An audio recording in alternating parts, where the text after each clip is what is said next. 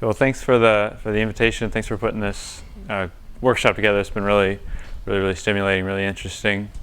So yeah, so I sort of put several titles here. So the third one was what I put on the abstract, or what I put on the schedule. But then I can't resist talking about some other topics. I think you'll find them interesting, and Andy and others have given such a good introduction to some of these ideas. I can go through quickly, introducing the basic problem. So let me start with how receptor surface diffusion and cell rotation increases association rates. So real quick background. So this is classical Smoluchowski theory, and it's motivated by this question here at the top left. How often do diffusing spheres hit each other? This comes from this 1917 paper by Smoluchowski. And the setup is you have some volume with some spheres that are diffusing in there, and you want to know what's the rate at which they come into each other. And the way that he formulated the problem is at the upper right here. And you have the diffusion equation satisfied on the exterior of a ball in 3 dimensions. And you have an absorbing boundary condition at the boundary of the sphere, C equals 0, and then you have some far field condition that the concentration of the spheres is fixed at spatial infinity at some given constant C infinity. And he formulated the contact rate as the flux through the boundary of the sphere. So I call this J max. And so it's just the flux and at large time, and this is a sort of an easy problem to solve, and you can get that formula for the flux. So that was this classical formulation, and then Berg and Purcell in this famous paper kind of applied this general modeling framework to chemoreception, and there the motivating question there is the top left: how does a cell sense the chemical concentration in a surrounding medium? And the cartoon on the left there, the large gray sphere is meant to be a cell, and then the red discs on the boundary of the cell are receptors. And the cell is trying to sense the chemical concentration of these blue spheres diffusing exterior to the cell. And so this is a problem that Andy and actually Michael as well talked about. And so the formulation of it mathematically is just like the Smoluchowski formulation. You have the diffusion equation exterior to a ball in 3D. And you have a constant far field concentration, C infinity. The only difference is that on the boundary of the sphere, you now have mixed boundary conditions. So at the red disks, you have an absorbing boundary condition, C equals 0. And then on the boundary of the sphere away from the disks, you have reflecting conditions. That's these 2 boundary conditions. I've introduced some notation here. The Y sub n are the centers of the capital N receptors. Gamma of Y sub n is the spherical cap centered at Y sub n. And so you have C equals 0 on that union of spherical caps and reflecting away from the union. And then the uptake rate for the cell, the rate that the cell uptakes the chemical diffusing exterior to the cell is the flux.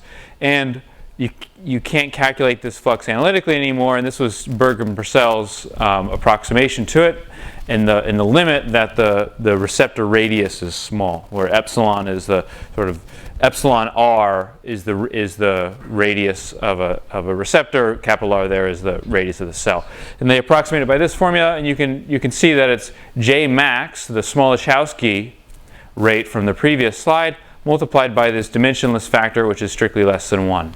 So I'll call that JBP for the flux, the Berg-Purcell flux. Okay, and then of course you can, as others have talked about, this is just the leading order result for small epsilon, and the way that they've done it there interpolates it between small epsilon and large n.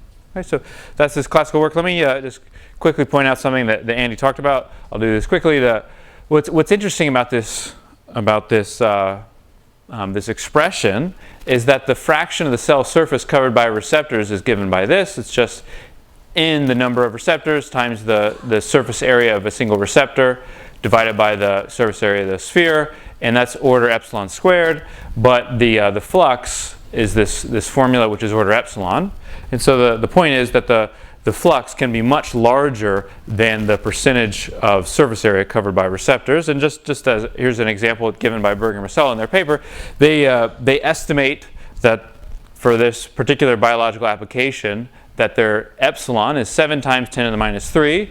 Plug that into their formula, and you can calculate that the flux is 1/2 the maximum flux if you have less than 500 receptors, and importantly, the fraction of the cell surface that's absorbing is less than 1/2 of 1%. So the point is, the cell gets half as much flux as if the entire boundary was absorbing, even though it has less than 1/2 of 1% of the cell covered by receptors. And so I won't explain this too much, as Andy did it better than I could.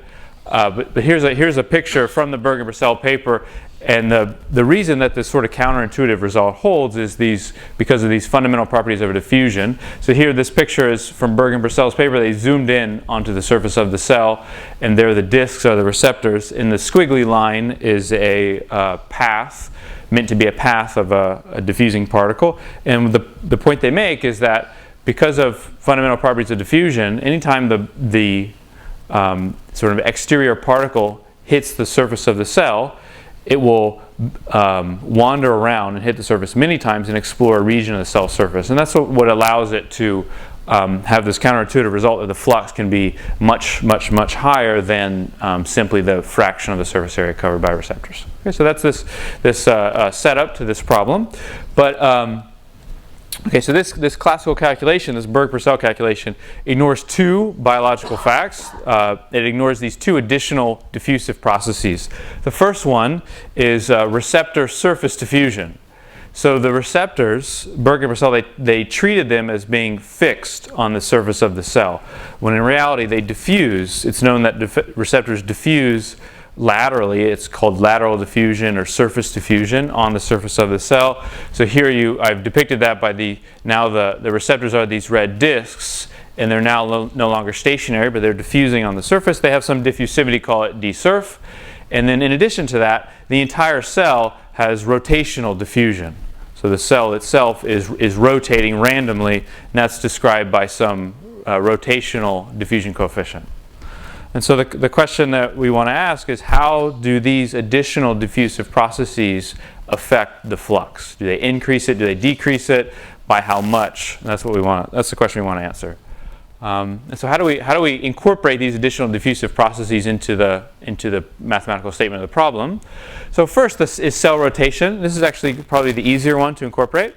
So what you do is you fix your reference frame on the cell, and you allow your reference frame to rotate with the rotating cell. And so what that does is that adds this extra anisotropic diffusion to the diffusion equation for the exterior concentration, where L, that differential operator, is just the Laplace-Beltrami operator. If you write down the diffusion, if you write down the Laplace operator in spherical coordinates, get rid of the radial differential operator. That's what you're left with. So now the PDEs become anisotropic.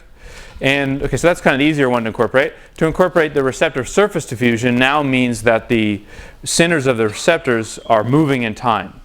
So the receptor surface diffusion means the receptor centers are now a function of time, so I'll call it capital Y sub n of t, and in spherical coordinates. So these are their spherical coordinates. So they stay on the radius of the cell, so the radial coordinate is just capital R. But now their angular coordinates, theta and phi, satisfy these stochastic differential equations. And so there you see the surface diffusivity term, surface diffusivity coefficient there. Okay. So now the mathematical statement of the problem is, for this stochastic PDE, we want to determine the large time mean flux. So again, the PDE now is anisotropic. We have this extra anisotropic term here. And now the boundary conditions, we're still imposing absorbing on the union of receptors and reflecting away from the union of the receptors. But now the important point is that the receptors are moving stochastically in time, according to these stochastic differential equations here. Okay? Yeah? In this formulation, yeah. Yep, yeah, that can happen. Mm-hmm. So there is no legal bounds? There's no assumption that they bounce away from each other. Yeah, but we're gonna take their radii small, so it's a rare event for them to run into each other. Yeah. So When I think about the first equation there, Yeah. should I think about the reference frame I'm in rotating? Yes. So I'm in the cell's reference frame. Yeah, so the cell rotates and you rotate with it. Okay. So when the cell goes like this, everything else kind of, you rotate with the cell, and then so the exterior concentration kind of rotates against it. Yep. Thank you. Mm-hmm. Yeah.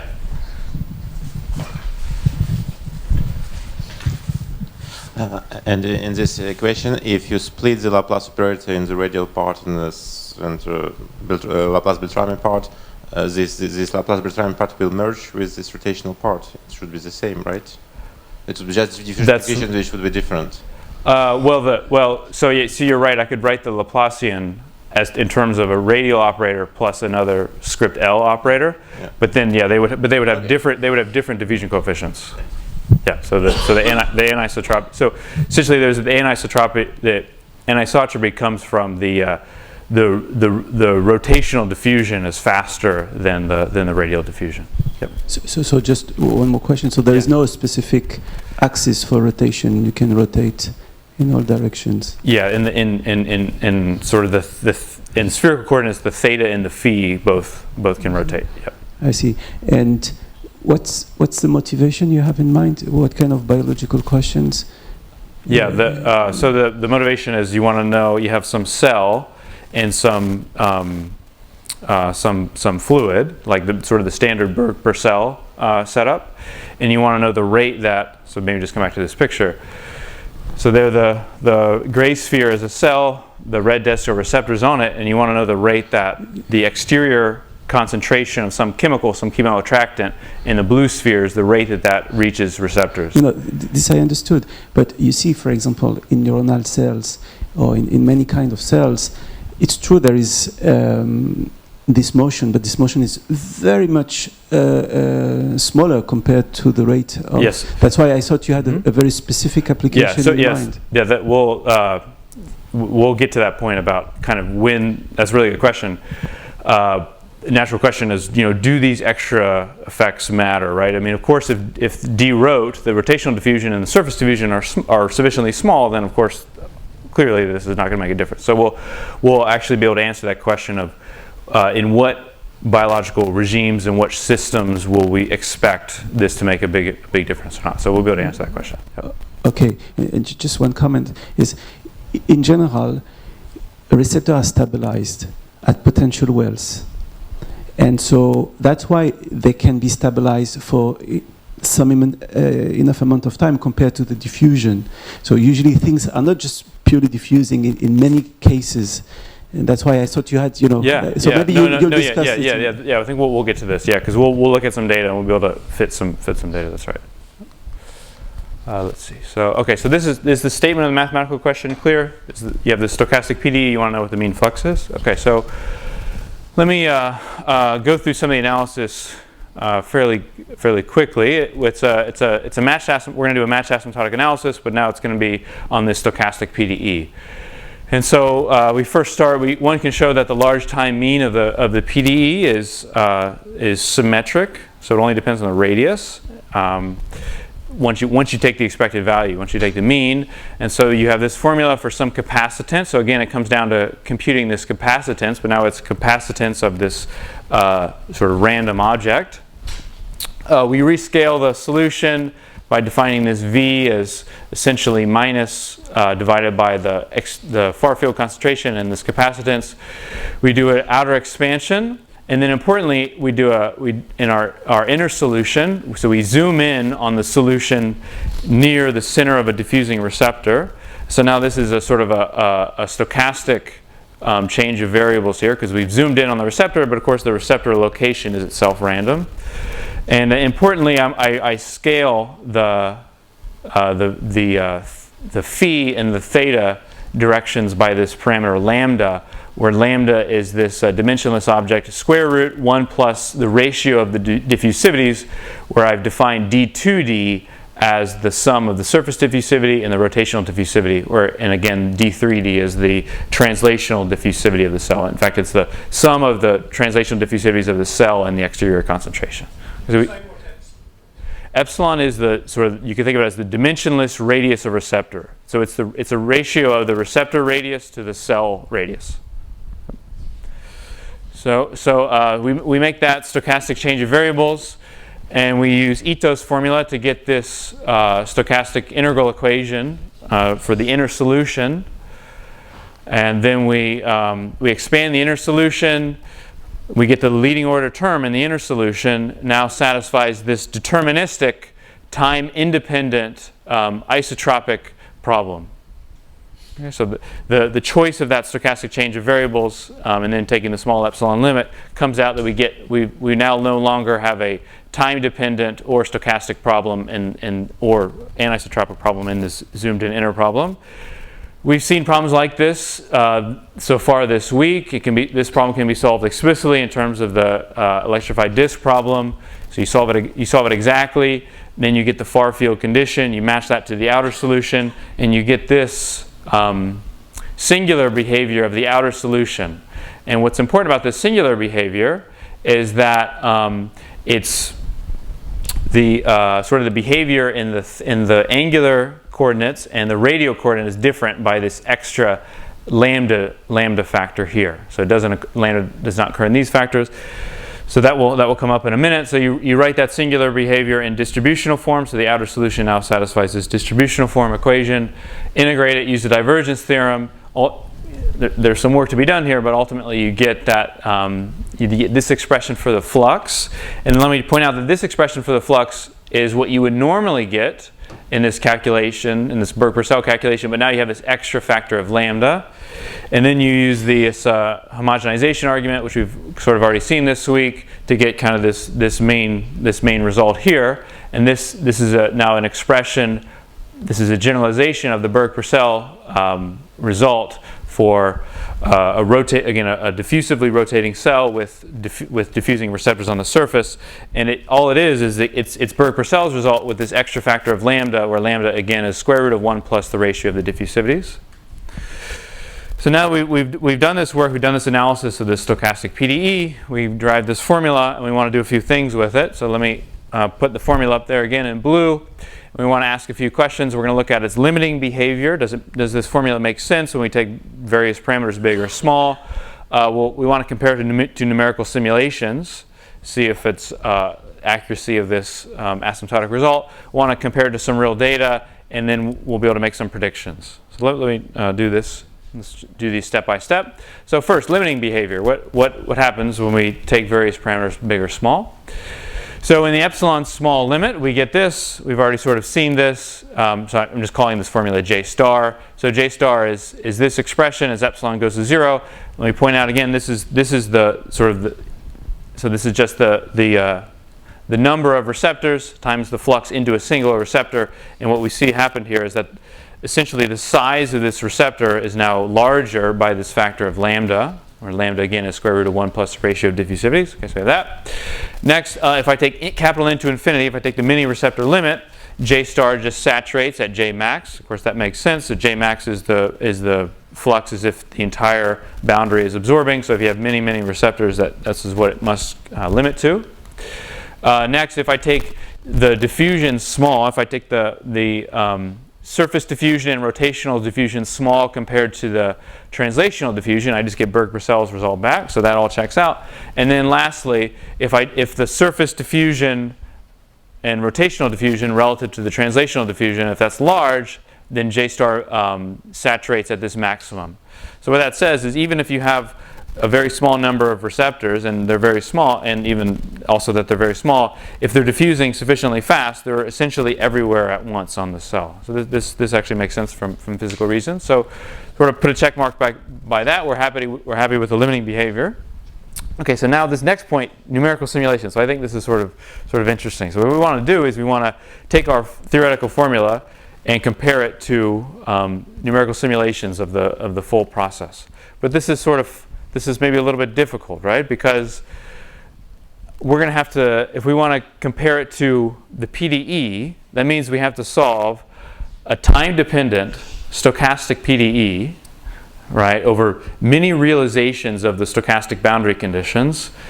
Do that many times, and then try to calculate some mean. So where I'm here in the presence of world experts on solving this PDE, I think you would agree that this would be a very difficult PDE problem. So we want to be able to, instead of solving the PDE, we'd like to be able to do some particle-based simulations. But then it's not so clear what's the relationship between the solution to this stochastic PDE and particle simulations. What's the right particle simulation? So I'll explain that now.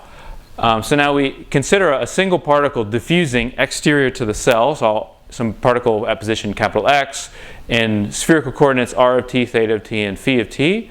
So this particle is diffusing exterior to the ball, to the cell, and these are its stochastic differential equations for its radius and its angular components.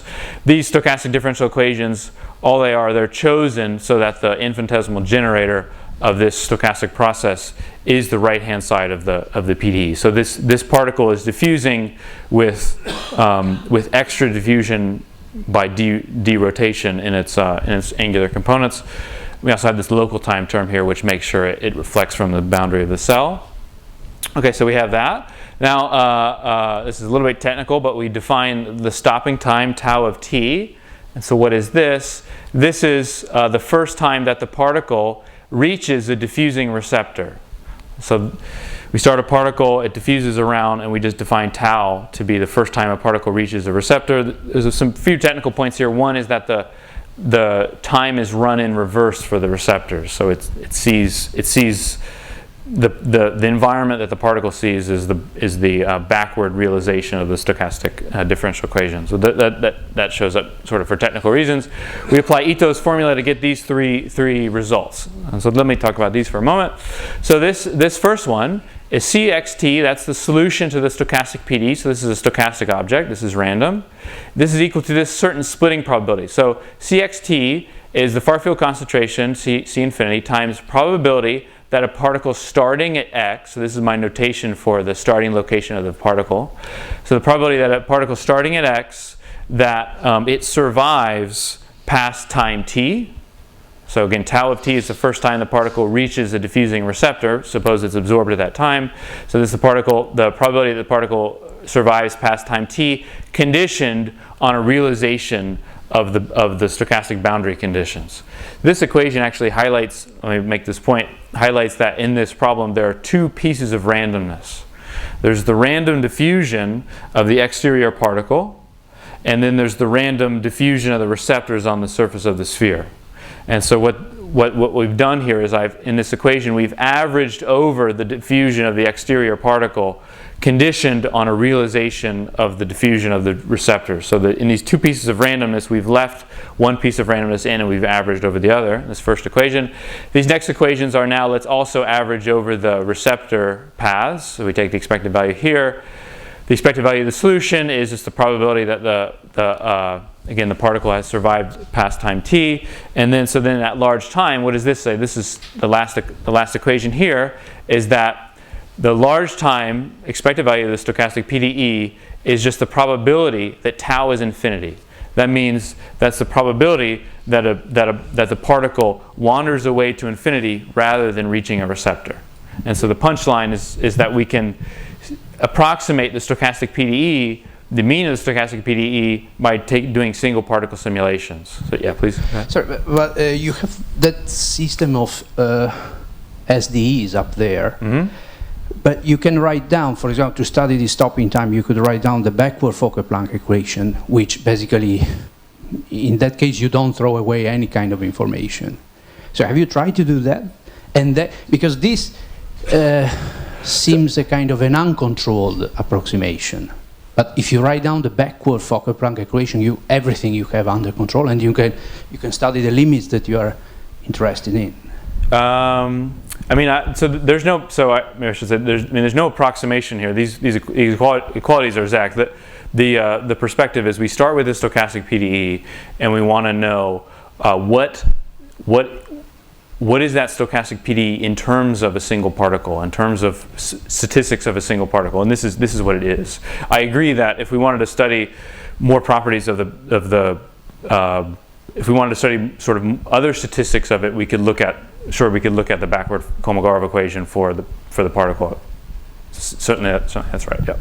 But the punchline is that if we want to, we can approximate the mean of the stochastic PDE, or just the stochastic PDE itself, by simulating the diffusive paths of the receptors, and then simulating the diffusive paths of the exterior particle, and just ask, does the particle reach a diffusing receptor, or does it wander far away from the sphere? And we can approximate, in particular, we can approximate this probability to approximate the solution to the stochastic PDE. And so that's what we do here. And so I've just plotted here are the dots are the results of those stochastic simulations, and then the curves are that formula which I put up earlier, which is a generalization of Berg and Purcell.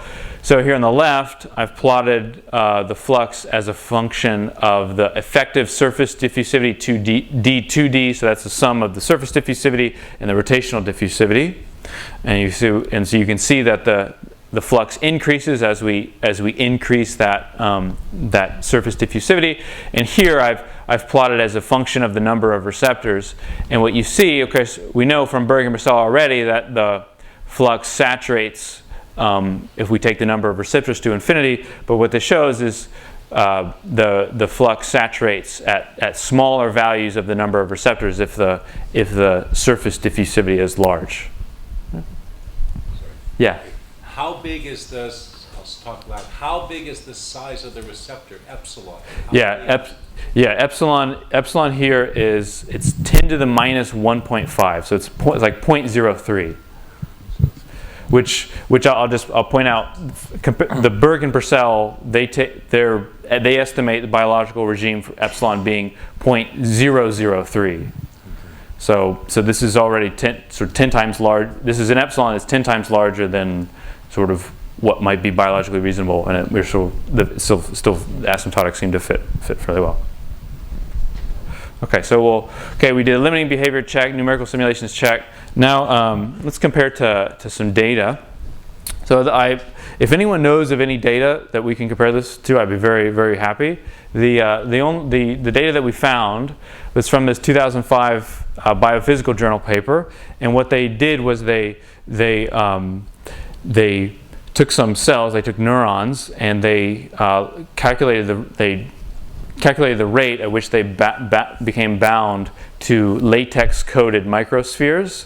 And they did this for different types of receptors on the cells. And so they were able to plot here a reaction rate or an association rate as a function of receptor diffusivity. And that's these green dots, their data there. So we then take their data and we compare that to our formula. And I should point out that there's one fitted parameter here. That's merely the parameter that's the rate when there's no surface diffusion. We essentially chose that single parameter to fit this first data point, and then the rest of the curve is just the formula. Essentially, it's the lambda. It's square root of 1 plus the ratio of the diffusivities. So just numerically, the theory predicts that there's a 47% increase in the association rate as the receptor diffusivity varies from the smallest recorded value of receptor diffusivity, something like 0.1, to the largest recorded value of receptor diffusivity, something like 0.5. And the data says 43%. So, and I should point out that this 47 versus 43 is independent of any fitted parameters. That's just there's no fitted parameters there. And then, of course, the theory can also predict that there's a 96% rate increase as the receptor diffusivity varies from 0 to the highest recorded value. So let me emphasize here that 47 and 43 and 96, these are fairly large increases in percentage, right? This is not just 1, 2, 3%. This makes in this real biological data, the receptor diffusivity makes a very relatively large impact on the rates. So now if we yeah.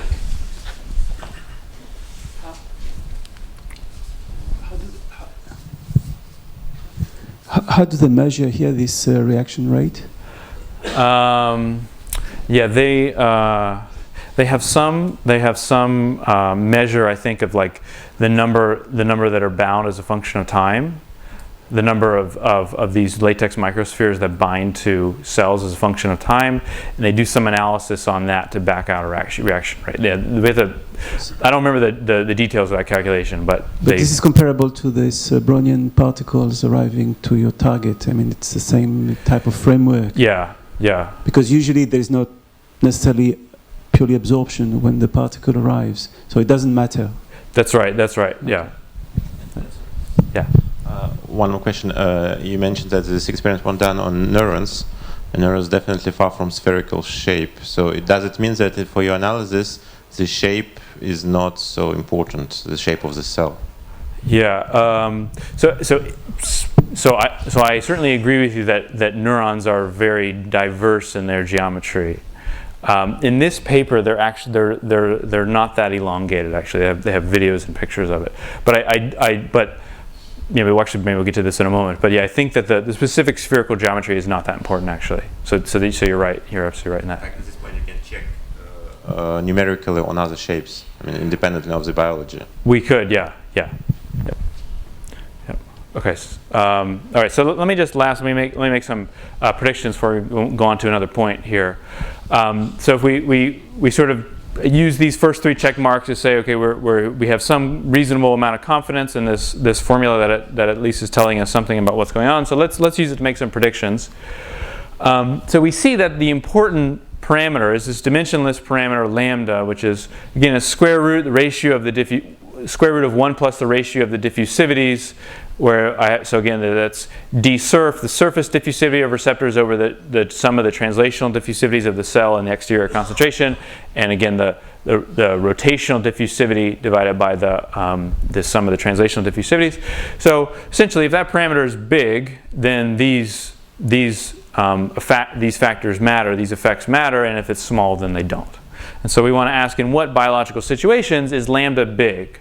And that is to say, in what biological situations is this ratio of diffusivities big?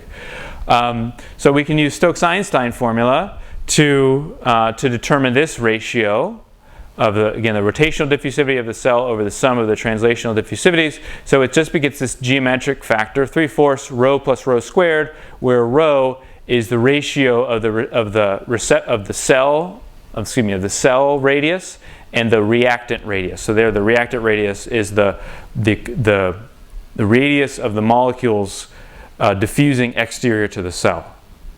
Okay, so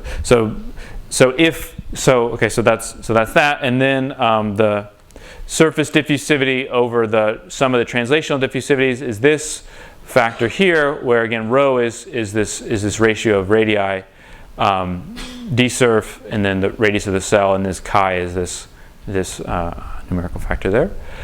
So if we use physiological values of surface diffusivity, so what's the range of diffusion coefficients of receptors on the surface, and what's a physiological range for receptor radius, we can get this bound on this ratio. Okay, so to summarize, we know that these extra diffusive processes matter if lambda is big, and lambda is big if these ratios are big, and then we can determine what these ratios are here, and this as a function of rho, where again rho is kind of a relative size of the cell to the objects diffusing exterior to the cell. And so what this says is that if the objects diffusing exterior to the cell are much smaller than the cell, if rho is small, then both these ratios are small and lambda is small, and these extra diffusive factors don't matter. And the point is that the rotational diffusion and the surface diffusion is too small compared to the speed of the diffusion of the particles exterior. But if they're closer in size, then these factors matter. And we've already seen in this previous slide, an example where these factors matter. And we could talk more about that afterward, about other situations where this might be an important factor. Let me also now change gears a little bit and ask this problem for mean first passage times. we talked a lot about this week, mean first passage time, so it's a natural question now. Let's change the geometry. So now suppose we're still in 3 dimensions, but we're no longer exterior to the cell. We're no longer exterior to a sphere. Suppose that we're in the interior of some bounded 3-dimensional domain. And it doesn't need to be a sphere. It's just some general bounded 3-dimensional domain. And we want to ask the question, can we calculate the mean first passage time for a particle to reach a diffusing receptor, a diffusing hole on the exterior of that bounded domain?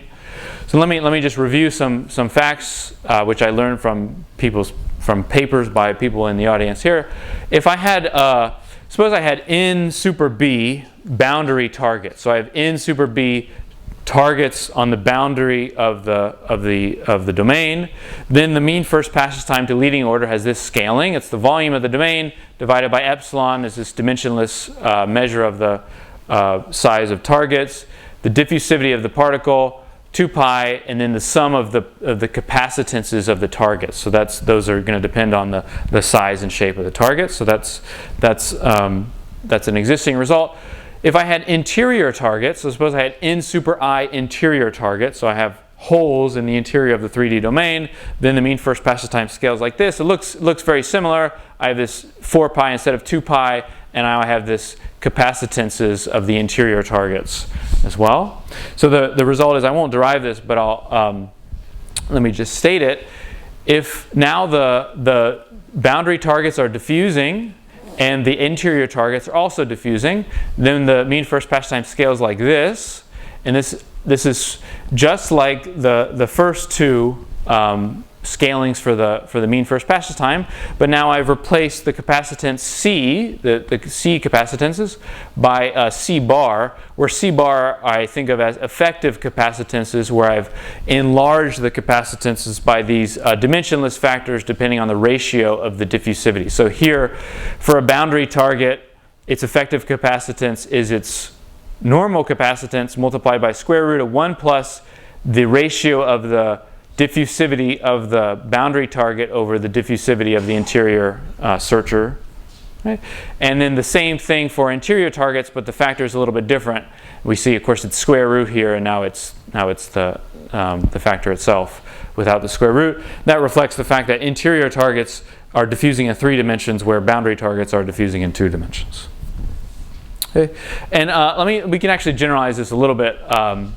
So not only do receptors diffuse on boundaries, but sometimes their diffusivities change. So there's in fact a lot of statistical algorithms that have been developed because of this fact that sometimes the diffusivity of a particle will change stochastically in time. So it will diffuse with one diffusion coefficient for some random time and then switch to another. So you can ask, yeah.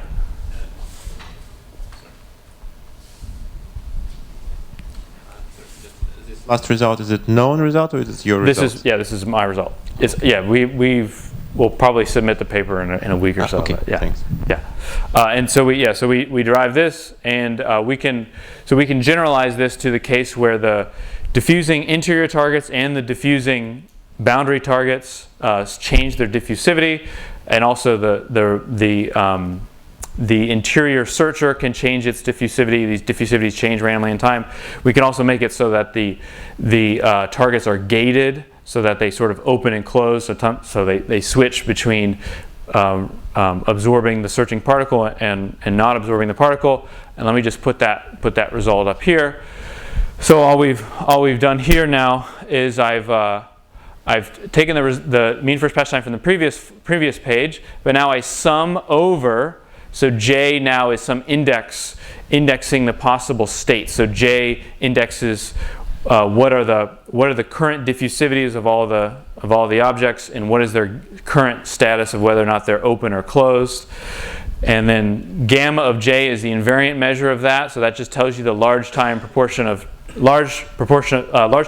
time you spend in any one of those states. And so it looks just like the formula on the last slide, but now I've averaged over all of these, where these C's are the effective capacitances, which now depend on whether or not the target is open or not. So that's what S is here. So it's either 0 or 1, depending on if it's open or not. And then now these ratio of diffusivities depend on the states J because the diffusivities are switching. And I should point out that this holds. There's been a lot of really nice work. David, I think, is the first result I know of this. Maybe a paper, maybe something like 10 years ago, where you're looking at mean first passes times with switching diffusivities and targets that are gated at open and close. And this is. Sorry.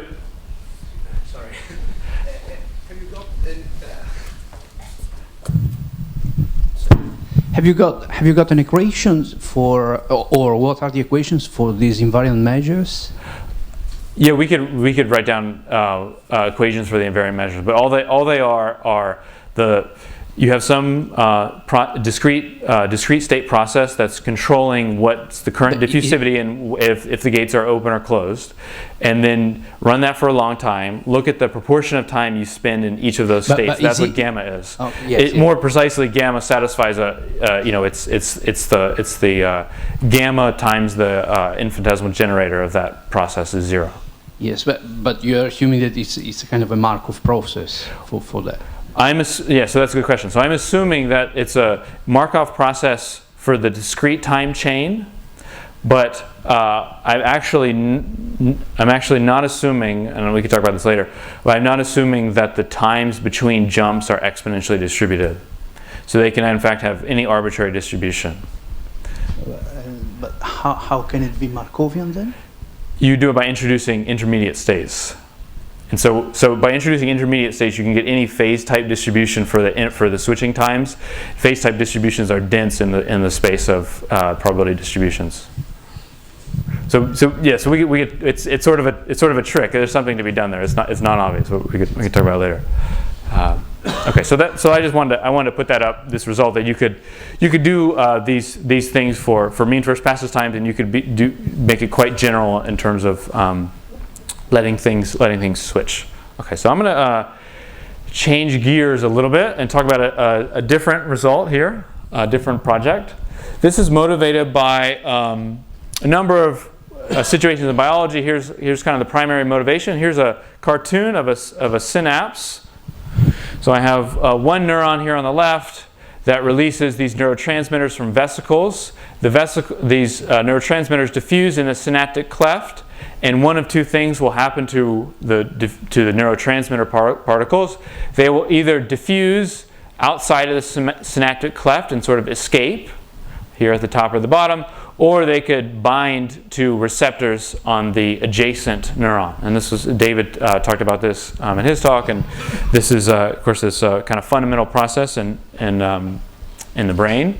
And what's the important point here is that after capturing a particle, after a receptor captures a particle, it must wait a transitory recharge time before it can take in another particle. So if a neurotransmitter molecule binds to a receptor, the receptor undergoes a conformational change before it can receive another particle. So what you can imagine what happens here is a particle diffuses, it gets bound to a receptor. If another particle diffused and came and hit that same receptor before the receptor sort of recharged, then the receptor would not accept it. It would just bounce off. That's the setup. And this. I could also point out that in ecology, this kind of thing of a recharge is typically called a handling time. So in that context, it's a predator that can't just continuously eat prey after prey after prey, but has to wait some time, some recharge time or handling time between prey. And so we want to ask the question is how does this recharge time affect the number of particles that get absorbed at receptors versus escape the synaptic cleft? Right? Because you can imagine that now if receptors cannot continuously take in particles, more particles are going to be able to escape the synaptic cleft. We want to know quantitatively how much and how does that depend on the recharge time and things like that. So here's a mathematical formulation of the problem. So I have blue particles, some large number n of particles diffusing in this bounded domain. Of course, I've drawn it in 2 dimensions, but these results hold for any arbitrary space dimension. Yeah. Can you come back 1 second? Yeah. So the way on the other slide? yes. Sure.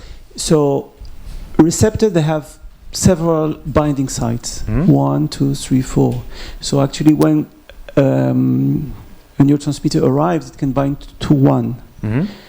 And then to open, you need 2 or 3 or 4.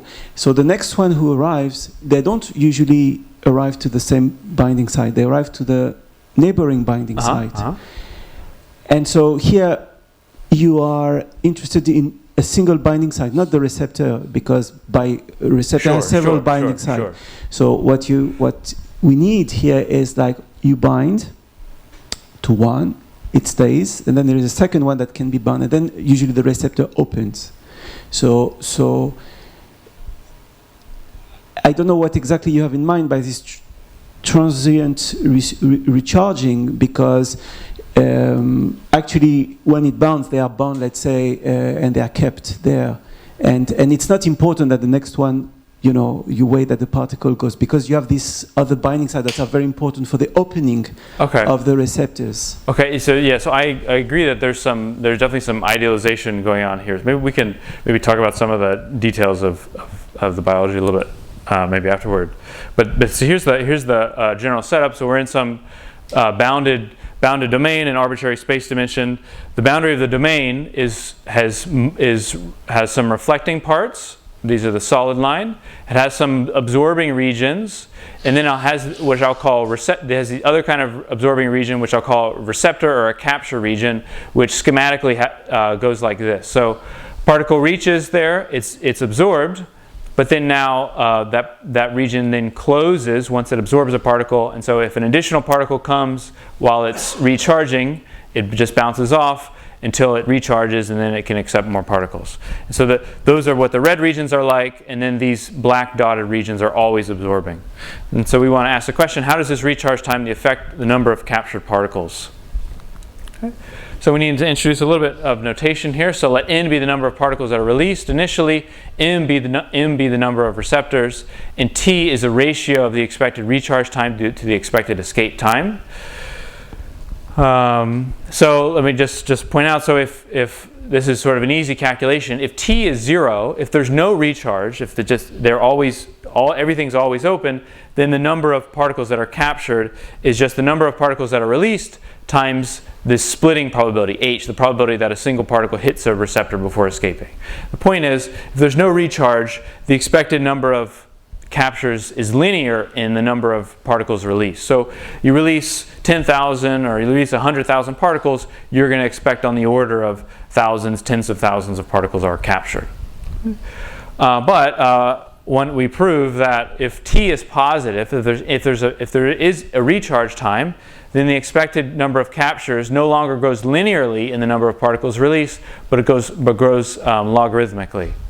So in fact, so that is to say, if 100,000 particles are released, you might naively, if you don't think about recharge time, you're going to naively think maybe tens of thousands or thousands of particles are captured. But with the recharge, actually, it's more like order 1, order 10 particles. And in this paper, we look at various applications. We show that applications are in this regime where this recharge can reduce the number of captures by several orders of magnitude. So let me just state the theorem. So the theorem is actually quite general. We don't need the particles to necessarily diffuse. They could have lots of things. They could have space-dependent diffusivity. They could have an advective term. All you need is that the survival probability decays exponentially. If that happens, then we prove that the expected number of captures has this upper bound, which you see as logarithmic in n. Then we prove a corollary to that, which it's a little bit technical, but the point is it's a precise way to know based on parameters which regime you're in. So if I give you a specific application, I say this is the expected recharge time, this is the number of particles, this is the number of receptors. Am I in the linear growth regime or the logarithmic regime? That's this corollary to the theorem. So it's 10:32, but I started a little bit. I think it's so maybe okay, great. Okay, so that's that result. All right, so maybe I won't try to do the proof. Okay, in this last 10 minutes, let me talk about this model here. I'm going to change gears again, but you'll see there's some similarities to the previous topics. This is a stochastic PDE model of volume transmission. Let me say a quick word about volume transmission. It's a fundamental neural communication mechanism. So I think when people think about neurons communicating with each other, they normally think about this left side of the slide. They think about synaptic transmission. This is, kind of like the diagram I had earlier. You have one neuron communicating to one other neuron. So a neuron fires an action potential, and then it communicates an electrical signal to a neighboring neuron. Sort of a one-to-one electrophysiological process here. Lots and lots of mathematics has been used to study this for the last 60 plus years. Volume transmission is another type of neural communication process which is much less studied. And here it's many neurons communicating with many other neurons. I say it's more pharmacological than electrical physiological in the sense that the primary players are the chemicals rather than in the case of synaptic transmission where it's the chemicals kind of mediating the electrophysiology. And here's just kind of a diagram of it. You have many neurons that project from one region of the brain to another region of the brain, and by firing and not firing action potentials, they modulate the level of neurotransmitter in that other region of the brain. Let me zoom in here. So here's kind of a schematic diagram of the mathematical model. This is the gray region is some region of extracellular space in the brain. These blue dots, these blue spheres, are nerve varicosities. So these are places where the neurons release neurotransmitter into the extracellular space. And what we want to do is we want to know how, we want to model the concentration of neurotransmitter in the extracellular space. So we model that by the diffusion equation. So U here is the concentration of neurotransmitter in extracellular space. So that diffuses in the extracellular space. And then we have these boundary conditions at neurons, at nerve varicosities, which are, this is not a mixed boundary condition, this is a stochastically switching boundary condition. So when a neuron is not firing, it absorbs neurotransmitter, and so we impose this absorbing boundary condition. And when a neuron fires, it releases neurotransmitter, so we impose this flux boundary condition. I've non-dimensionalized the problem, so we can just set that to be 1. So here's the mathematical question. You have some bounded domain.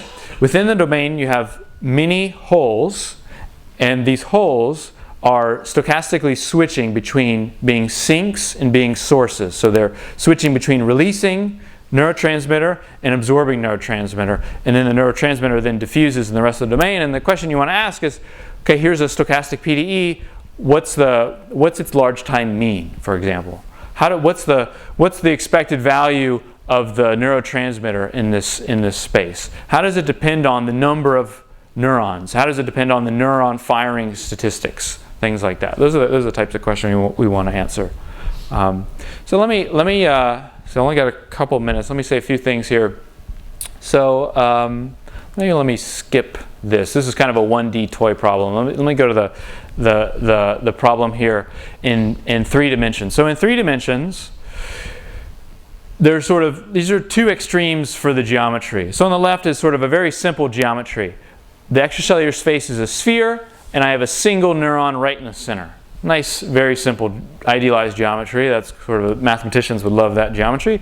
The right is meant to depict some general geometry. The extracellular space is some sort of strange domain. I don't necessarily know much about the boundary. And then I have some number of neurons, and they're distributed somewhat haphazardly. So the theorem that we prove is that if the holes are small, that is, if the nerve varicosities are small compared to the distance between them, then the large time expected value of the solution to the stochastic PDE is approximately constant in space. So it's approximately constant across this region.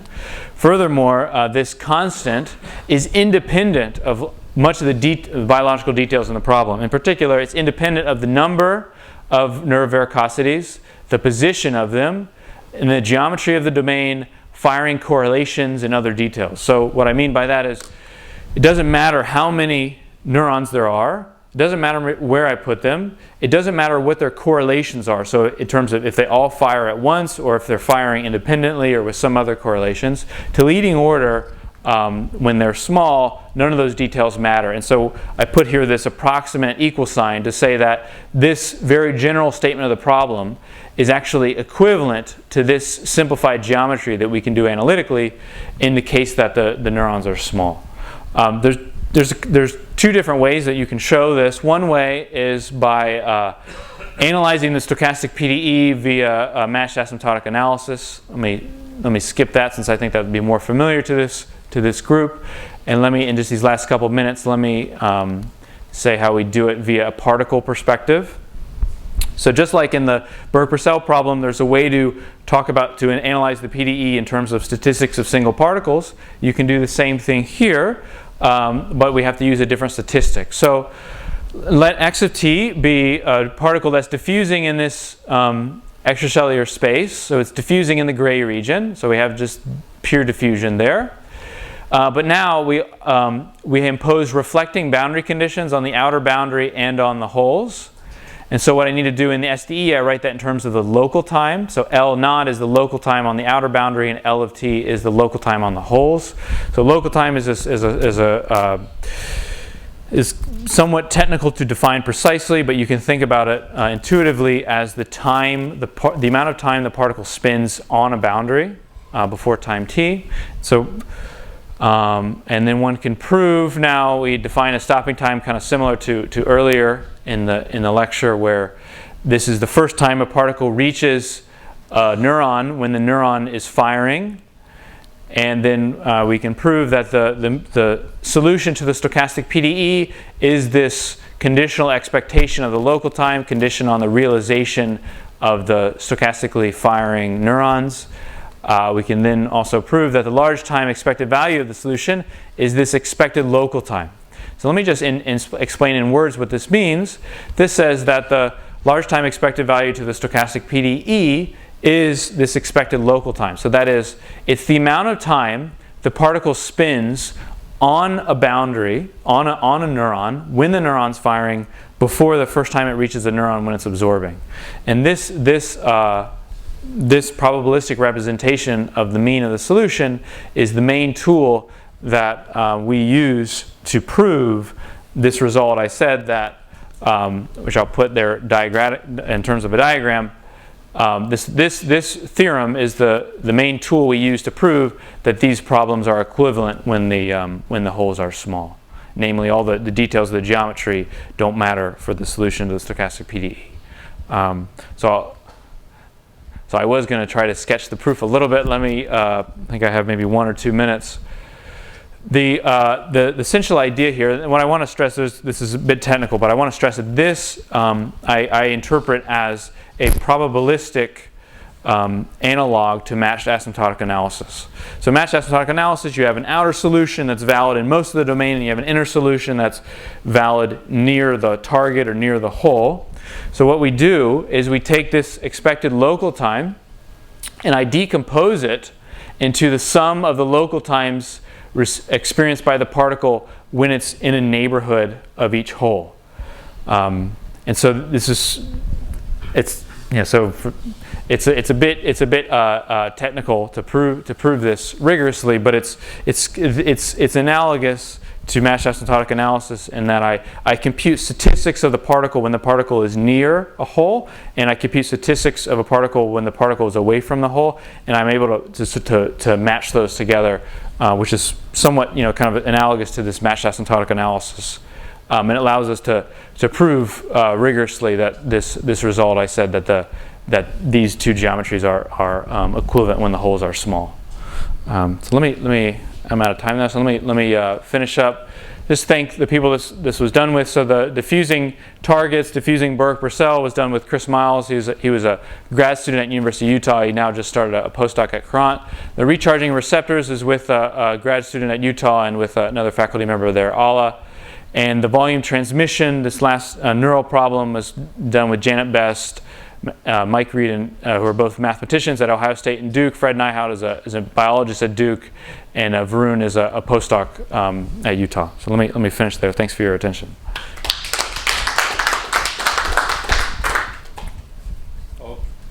Okay, thanks for the talk. Do we have any questions?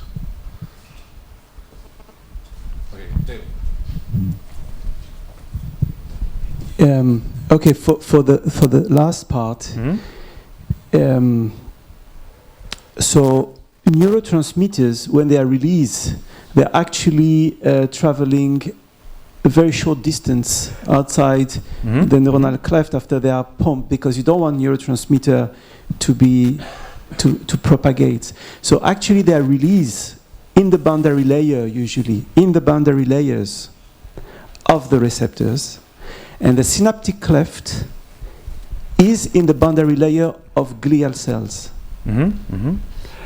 So it's like you release in boundary layers. So the probability to be absorbed at receptors is usually very high. And you still have this discrepancy, as I explained, about 1,000 compared to 50 receptors, and still you can bind.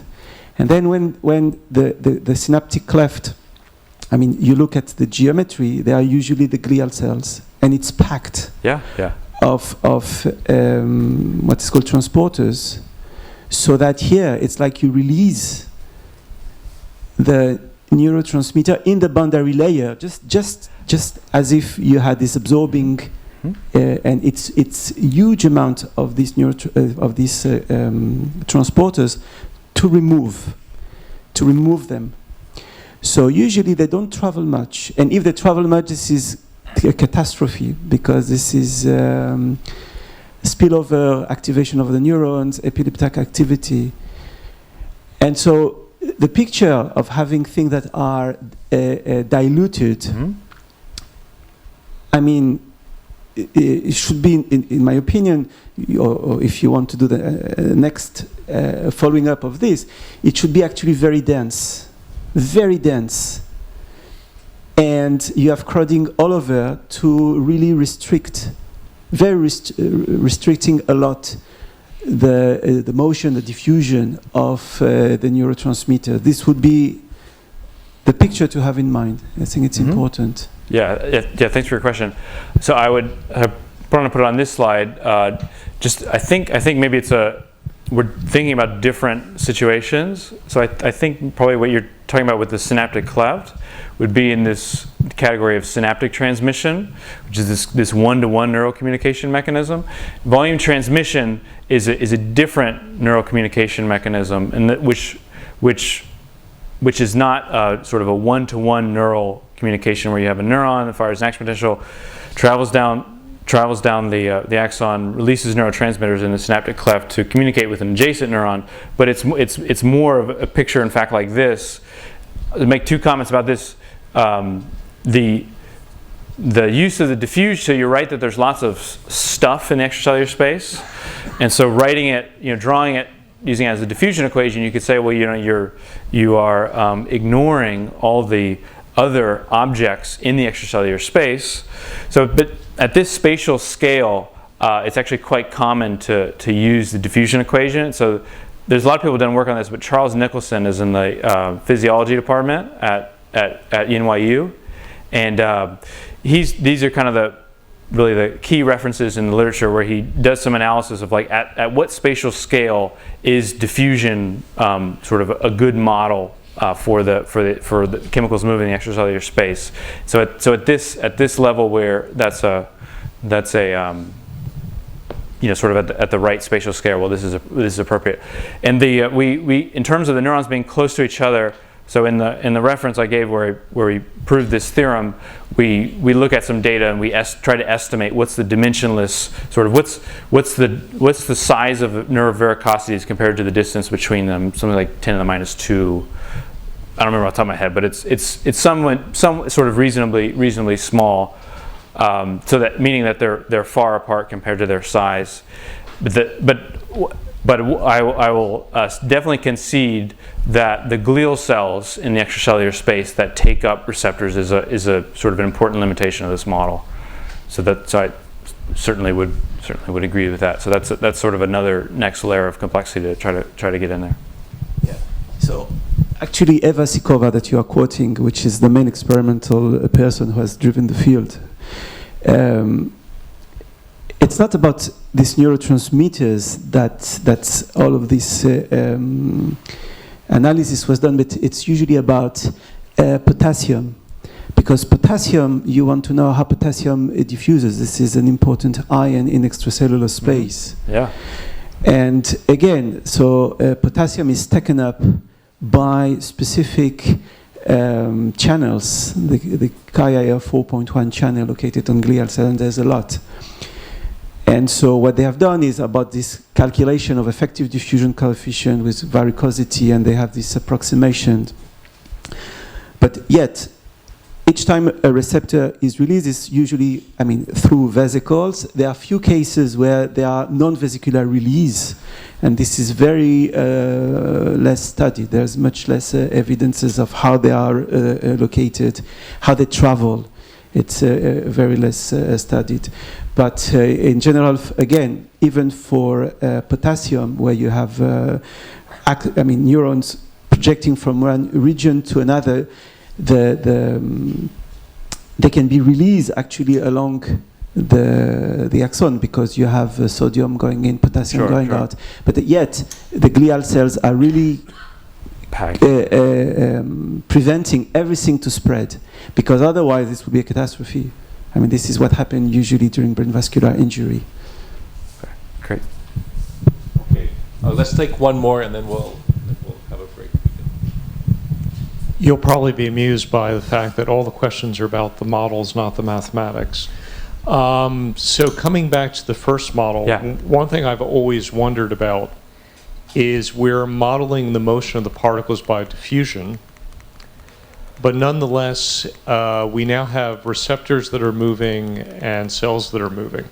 Yeah. So my question is, if the cell is rotating, do fluid dynamics play any role in this? Have you done any dimensional analysis? Is there boundary layers so that the diffusing particle is close enough it actually moves with the cell? I haven't, no, yeah, that's a really interesting question. And so I assume these cells are in some sort of, they're suspended in a fluid. Is that certainly in the experiments you described, that seemed to be the situation. Yeah. Okay. Yeah. So time to do some dimensional analysis. Check the scales. Okay, so we can ask more questions of Sean during the break, but let's thank him again. And I propose that we start at 10 after. Hello. Yeah. So it's our pleasure to have now and to welcome Igor. Igor is from Berlin University. He's very broad in terms of his interest, and today is going to talk about something that he will tell us. Okay. Okay. Great. Thank you for this very nice introduction. And I will talk about something. First, I beg your pardon for my voice a little bit. I got a bit cold, but I hope we will survive. And at each conference, there is a guy who is speaking about something partly incongruent. This time, this is me, because I was one of the first who announced the talk. And I didn't know what it will all be about. But the funniest thing, it's to some extent about advanced asymptotics. This is the work in progress. It's not yet finished. I hope we will finish the first article. There is something to do. There is still something to do, both on physical side and mathematical side. And you will see. We will finish the first paper soon. And the work is done with two persons, with my friend, if you want, former postdoc from Kursk, Zhenya Postnikov, and with Alexei Chechkin, with whom I collaborate since years. Now, let me start from the problem position, but before I start from the problem position, I will start from some history, because there was a lot at this conference spoken about diffusion, and this is the guy who put down the diffusion equation. And these are the first lines of his work on diffusion equation. It's simply called On Diffusion. And now guess who the guy worked? Where does the diffusion equation stem from? And what was the first problem for which it was written? Just a guess. Huh? No, heat transfer was Fourier. It's a similar equation, and this is true. The guy, huh? No, no. The guy was a physiologist, and he needed the equation for nutrient transport through cell membranes. And he was a physiologist with some years of mathematical education. So he was able to put down a diffusion equation. So he started from linear response and conservation law, because at that time he believed in molecules. The equation that the linear response, he guessed that the flow is proportional to the gradient of concentration, and called it the Ohm's law of diffusion. So the guy was very clever, and essentially he was a great physiologist, because he was the first to measure the heart minute volume, he was the first to measure the efficiency of muscles, he invented the contact lenses, he did really a lot, a great guy. He put down this fixed second law and solved it in several geometries in a relatively dull paper. So, and what you see is that if you start from a point source, the distribution of concentration, I write it for probability, but it was for concentration. The distribution of concentrations is Gaussian, and the mean square displacement goes linearly in time. And this is what we now call the Fickian diffusion. Now, the more carefully people have seen into what really happens in complex systems, for example in cells, which are complex, the more people have seen that these two features of Fickian diffusion are often violated. First, it can be that the mean squared displacement either don't exist at all, or it does exist but grows non-linearly in time. So this is anomalous diffusion. Can be super diffusion if it grows faster than t, can be subdiffusion if it grows slower than t, and it can grow as t, for example, but the distribution can be far off from Gaussian, and in this case one sometimes speaks about paradoxical diffusions.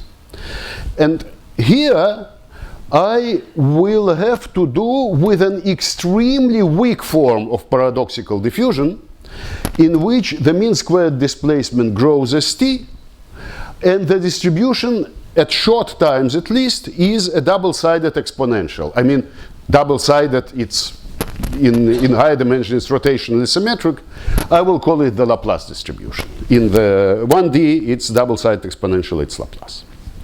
Now, this thing really attracted a lot of attention, because at the beginning there were several publications in very glossy magazines. And we start here, and therefore you see, look, when Brownian diffusion is not Gaussian, Nature Materials.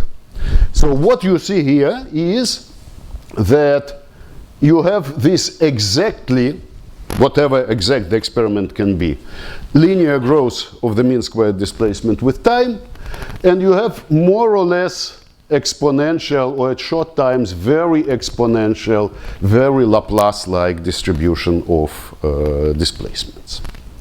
Now one can go further and have a look at different systems. The first system was in 2D.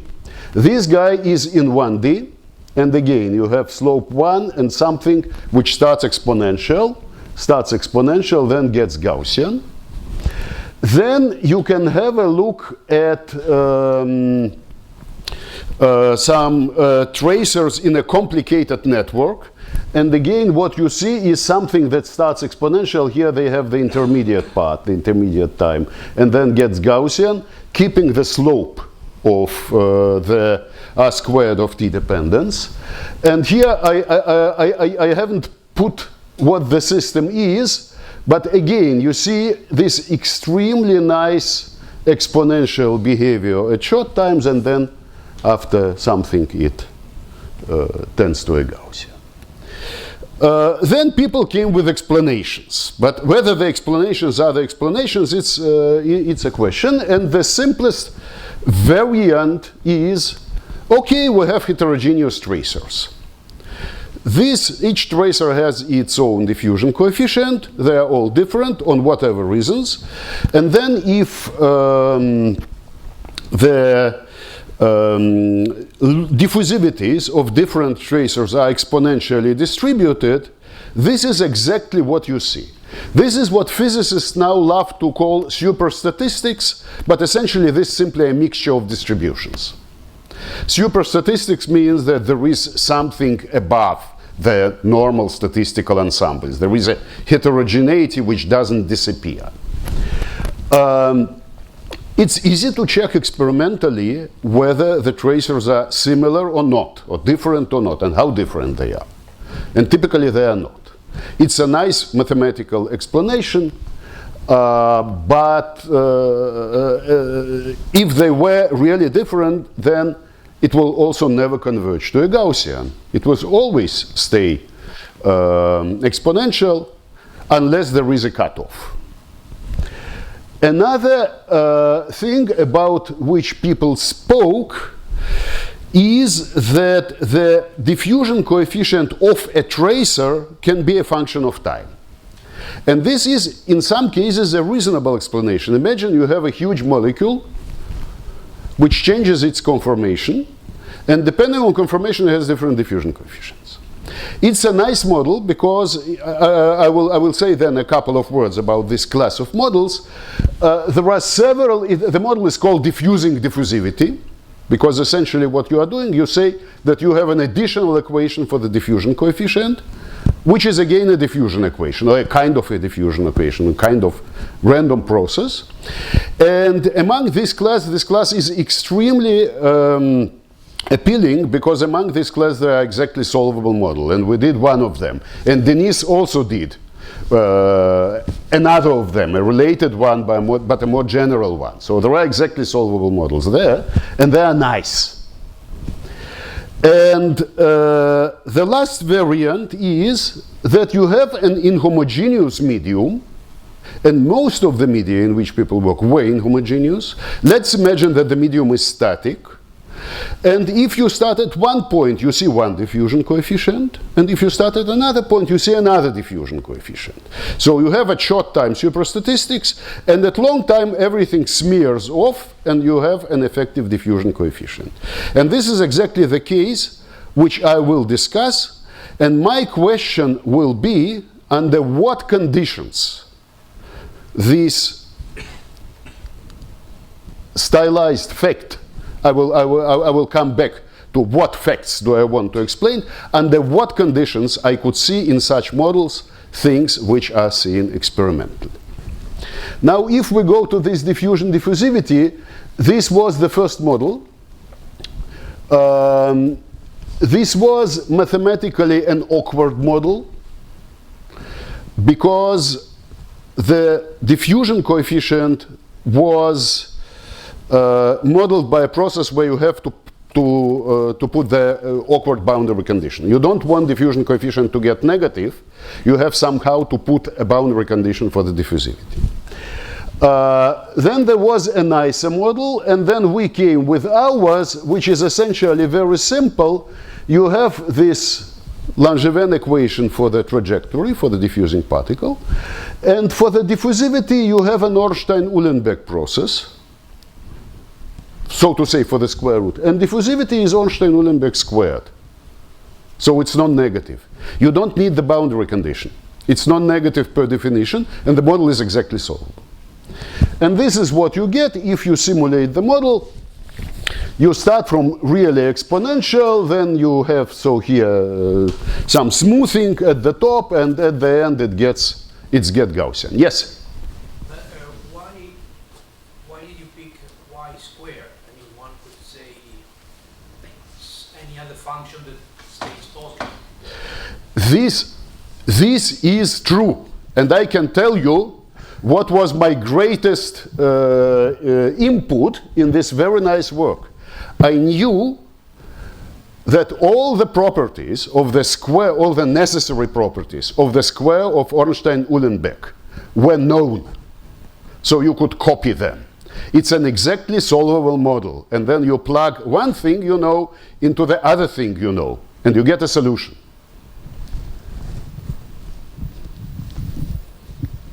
So if I'm not mistaken, the stationary distribution of the square of an Ornstein-Uhlenbeck process is exponential? It's of a gamma class. But does it decay like e to the minus x? Sure it does at the tail, yes. Yeah. Okay. Yes, because So it's Gaussian. This guy is Gaussian, so square of it, just look, it's something times... But the super statistics assumes that the diffusivity is exponentially is distributed. Okay. So this is correct. Okay. This is from the class. So when at short times you have super statistics because you start where you start, and you have a distribution which is essentially exponential at the tail, and at long times everything smears off. Yeah, but for example, for for the diffusivity, you could have a Cox-Ingersoll-Ross model. Yes, you can. For which it's positive and you know everything. And here it's also positive and you know everything. I know, so it's simpler, that's all. Yeah. Yes, look. This is exactly what I have written here. Okay. Yes. So there are many classes, and this is the simplest. It's indeed the minimal model. And there you can do analytically really a lot without any complications. Sure you can. Dennis did it. So I have a much simpler question. Yes. What is the vertical axis on that graph? The vertical axis here, it's the logarithm of the PDF, of the probability density function. The PDF of what? The PDF of displacement from the first point, and you start at equilibrium in the model. But so that's not the diffusion, it is actually the particle. Thank you. It's the PDF of particle positions. It's not the distribution of the diffusion coefficient. The distribution of the diffusion coefficient is a square of a Gaussian. Distribution of a square of a Gaussian, which is of the gamma distribution class. Now, when we were writing this, you know, the model of diffusing diffusivity taken seriously is a bit exotic. Exotic means what? If you say seriously that the diffusion is fluctuating along the trajectory, you as a physicist have to give a physical mechanism. Okay, if it's a large molecule, it's nice. Otherwise, it's a description of something else by essentially a random time transformation. It's very nice, but taken seriously, it's still an exotic model. And one of our co-authors, Ralph Metzler, badly wanted to relate this model to some model of disordered system. And therefore, after our long discussion, a very awkward sentence, which now I cannot read, appeared in the article. And this is the awkward sentence from which I was unable to remove the word adequately. However, so the idea is that you have a static landscape of diffusion coefficients. The diffusion coefficient depends on the position. And in any system with finite patch sizes, we would not expect the particles to stay in their local patch of diffusivity D forever, thus violating the assumption of superstatistical approach. Nice. Our annealed approach, in some sense, delivers a mean field approximation to the spatially disordered situation and adequately describes the transition from short-time superstatistical behavior to the Gaussian probability law at long times. So the question is, in what sense and what field is mean? And essentially these fields can be mean to us, as we will see, because I was pretty sure that the model we will have to come from is quite non-generic, and it indeed is. And this is what I would like to talk about. Under what conditions a model starting from the stylized fact, a model starting from the idea that you have a random diffusivity landscape, and in this random diffusivity landscape, the mean squared displacement of a particle goes exactly as t to the power of 1, and you see the transition from the Laplace distribution to a Gaussian, under what cases this can appear in the landscape of diffusivities. And it's not a mathematical work, it will be very physical work, and I will use some slang, so you will, I ask you to ask. Because several things I will say are really slang. So I have some diffusivity landscape. I have a single point distribution of diffusion coefficients, which I denote PD of D. It's static, it's quenched disorder.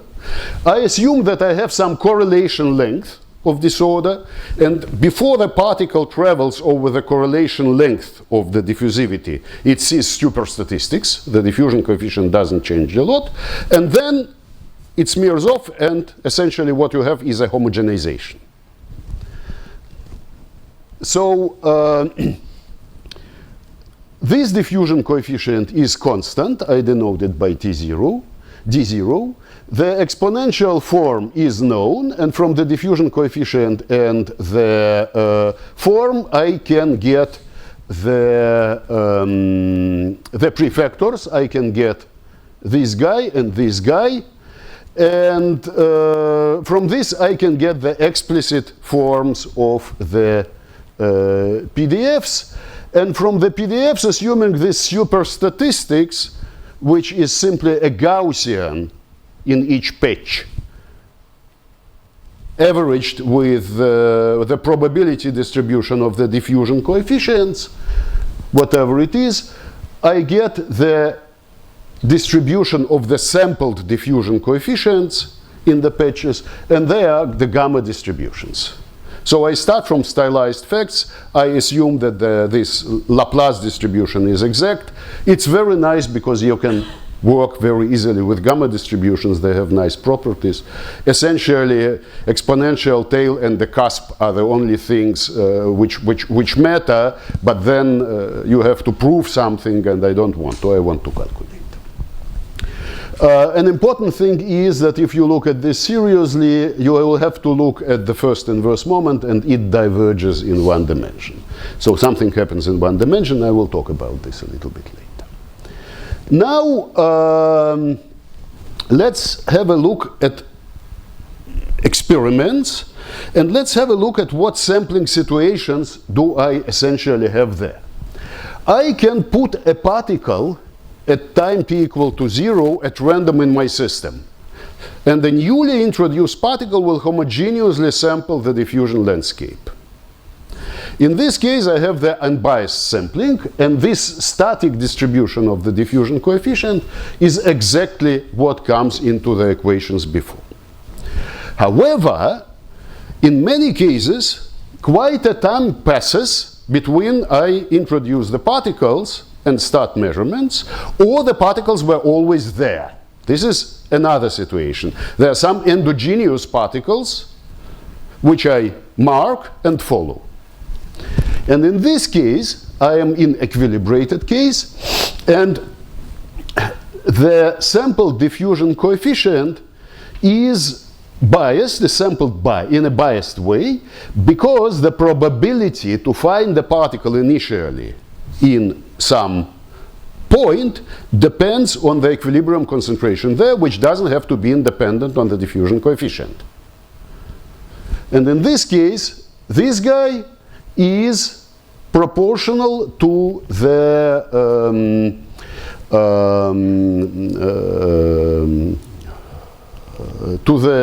conditional mean of a probability to find of the concentration conditioned on the corresponding diffusion coefficient. Now, in between, and this guy essentially comes, this unbiased thing comes as the marginal distribution. There is a continuum of aged situations in between. Yes? So this is an Ito interpretation? We will see. It's neither Ito nor Stratanovich. I will speak about interpretations. It's a simple probabilistic statement, which is the following. If you choose a particle from an equilibrium distribution, we will see what it is, and it's different for Ito, non-Ito, and whatever. You choose the particle at place D with the probability which is proportional to the equilibrium density. And this will be essentially the main thing here, how I can say what interpretation do I need. because at the beginning I don't know. Sure. Yes. Now, in between there is a continuum of H situations when you start after time t, after preparation, but these I will not consider, but I will consider equilibrium and this biased sampling. Okay, now what happens at long times? And I assume that my system is not mean to me, and I assume that at long time the system homogenizes. So this means that I have this d of x. If I look at the displacements at very long time, I have an effective diffusion equation with a Gaussian solution, and here I have some effective diffusion coefficient. The homogenization is known at least for one case, under what conditions it happens. The conditions are mild enough, my distribution belongs to the class if I don't assume some very wired correlation between the potential, because between the diffusion coefficient, because of course when you have a system and you have a wire from here to there, it doesn't homogenize. But if you say there is no wire, it does. And the necessary condition for observing what we observe, namely for observing this line, is that this slope is the same as this slope. So the sample diffusion coefficient at short times is the same as homogenized diffusion coefficient at long times. And this is exactly what I will look for. I will put a question under which conditions this is possible.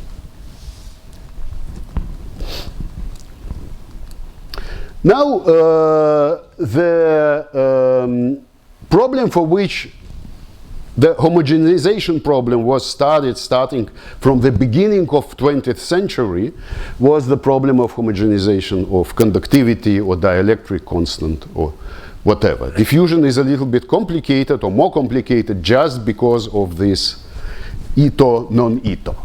So let's go in sigma, and the standard problem is that you have two fields. You have a solenoidal field and a potential field. So you have a potential field E, you have a solenoidal field J. They are connected by a linear relation. So the equation is nabla d something over dt is nabla sigma of x nabla E. And there are many results which are known, and one of the earliest results were the Wiener bounds. And the Wiener bounds say that under these conditions, the homogenized value, the effective value of conductivity, lays between the harmonic mean and arithmetic mean of the conductivities. For system with finite contrast, which means that when this sigma of x is bounded away from 0 and from infinity, there are essentially much stricter bounds, the Hessian-Strickmann bound, and then you even don't need approximation. They are so tight in most of the cases that you don't need even to interpolate. Just draw bounds, draw the banana, and you know what happens inside. However, our system with a gamma distribution has an infinite contrast, so the sigmas or the d's are not bounded from 0 and infinity, and this guy gives exactly the same bound. So you cannot improve the bounds without assuming something about higher correlation functions, and we have no idea how do they look like. Then you can make some perturbation theories, and you can make something which is known as an effective medium approximation. It was introduced by Brueggemann in 1935, and it's essentially a great approximation which is, however, uncontrolled. You can consider it as belonging to several classes of approximation, to lay on intersection, so to say, of several classes of approximations. You can consider it as a renormalized perturbation theory. You can consider it as variant of the coherent potential approximations when you know what kind of diagrams, of perturbative diagrams you take. You can consider it as a best guess about what is the effective conductivity if you don't know the correlation functions. But essentially what Brueggemann did was that he said the following: let's take a small spherical probe domain or circular probe domain within your system and assume it homogeneous and assume that the conductivity or diffusivity in this domain is distributed according to the known distribution. And let us assume that the rest of your system is an effective medium, is homogeneous with the effective conductivity sigma star. Under what conditions the mean electric current or diffusive current density in the domain will be the same as outside. And this is the mean field or effective medium approximation. This is very nice. It's uncontrolled, I admit, but it's a nice approximation which gives us some guidance. Now imagine we know how to calculate this sigma star, and then we need this d star provided we know that the equilibrium concentration in my system is n of x. And then the result is that what you have to average according to the homogenization theory is a product of d of x, n of x. And then you have to normalize it correctly. So this d of x, this probability, conditional probability to find the particle there under sampling. I will call this kappa of s. So there is no general, I thought it was known to everybody. And I thought I have seen it somewhere. And once we needed it, and then we have written this work, which is not a proof. It's a hand-waving physical discussion. And then people told us, the referees told us that there is a proof. However, it's a very special one. So it seems not to, I am not aware of a general loophole-less mathematical proof of this fact, that if the system homogenizes, the diffusion coefficient homogenizes like this. It's essentially a very nice discussion there, but, and I will return to this, but essentially it seems one needs a little bit more. The explanation in physical language is indeed very simple. Imagine the particles were charged, for example, and I can move them with electric field. Imagine I can apply some external field to the particles and move them. Then I can calculate the conductivity, and I know how the conductivity averages. And I assume that the mobility of particles is connected with this diffusivity by Einstein relation or Nernst-Einstein relation. Diffusivity is proportional to mobility. And then I say that on the homogenized level, on the global level, I still have the same Nernst-Einstein relation, and then comparing this and this, I get exactly this. This is not a proof. What we did, I will show it at the end if I have time, is also not a proof, but it explains how I can give some depth to this simple consideration. But let's believe this for the time being. At least I believe this. Now, let us start with the simplest case. Namely, I will start with the case of homogeneous equilibrium, and this is my Fick's law. Now, if we remember how Fick got his Fick's law, he got his Fick's law from stating that the current, the particle flux, is proportional to d of x, d nabla concentration or nabla probability, and then there is a conservation law, a normal conservation law. And then what you get is this, and this is the physical diffusion equation. If you put this guy as coming from the Langevin, it's not Ito. It's what physicists call Henge-Klemantovich, or maybe kinetic, at least Klemantovich called it kinetic, or isothermal. There is no standard term there. So now imagine this guy, and this guy has a very nice property. It has a homogeneous equilibrium. So if you have a closed system, and look what happens when the system equilibrates, P's are everywhere the same. And this equation is identical to the electric counterpart. So this D is homogenized exactly like the conductivity. So this is what you get. And we know that the bounds are essentially optimal. The only special situation here is the one-dimensional situation. And in this one-dimensional situation, since if we start from homogeneous sampling, the inverse first moment of diffusivity diverges, this guy diverges, there is something bad here, and the most important thing is that the 1D situation is special because this bound is exactly the bound which is realized. It's the Ohm's law.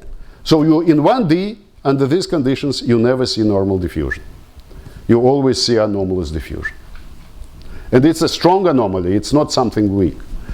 So, so why the bounds are optimal? This is again the, so to say, the Wiener bounds. One case correspond to the sequential switching of the layers, and this is this guy, and then this guy, then the resistivities sum up, and the conductivities, the inverse conductivities sum up, and this is this case. And another is the parallel switching. So the bounds are realizable. The Haaschen-Strickmann bounds are realized in such complex Apollonian packings of coated spheres. Something is inside, something is outside. And the effective medium is also realizable, and again an Apollonian package, but with a different distribution of the layers of different conductivities inside the spheres. So the Haaschen-Strickmann bounds is either growing from inside to outside or growing from outside to inside, and IMA is, so to say, non-monotonic. Very nice. And now, this is the Occam razor. And now explain me why it's exactly the bound, the upper bound, which is realized, why the configurations pertinent to the lower bound and to effective medium, which are also realizable, are underrepresented in whatever natural ensemble. So this means that having this Brownian but non-Gaussian diffusion in such setting as coming from the random diffusivity landscape, in the case with homogeneous equilibrium, is very improbable. It's very unlikely. I wouldn't believe that it's realized in such an amount of physical systems which are quite distinct. Now, let's go into the interpretations of the Langevin equations. I will say that it's not about mathematics, it's about physics. What does it mean? It means the following.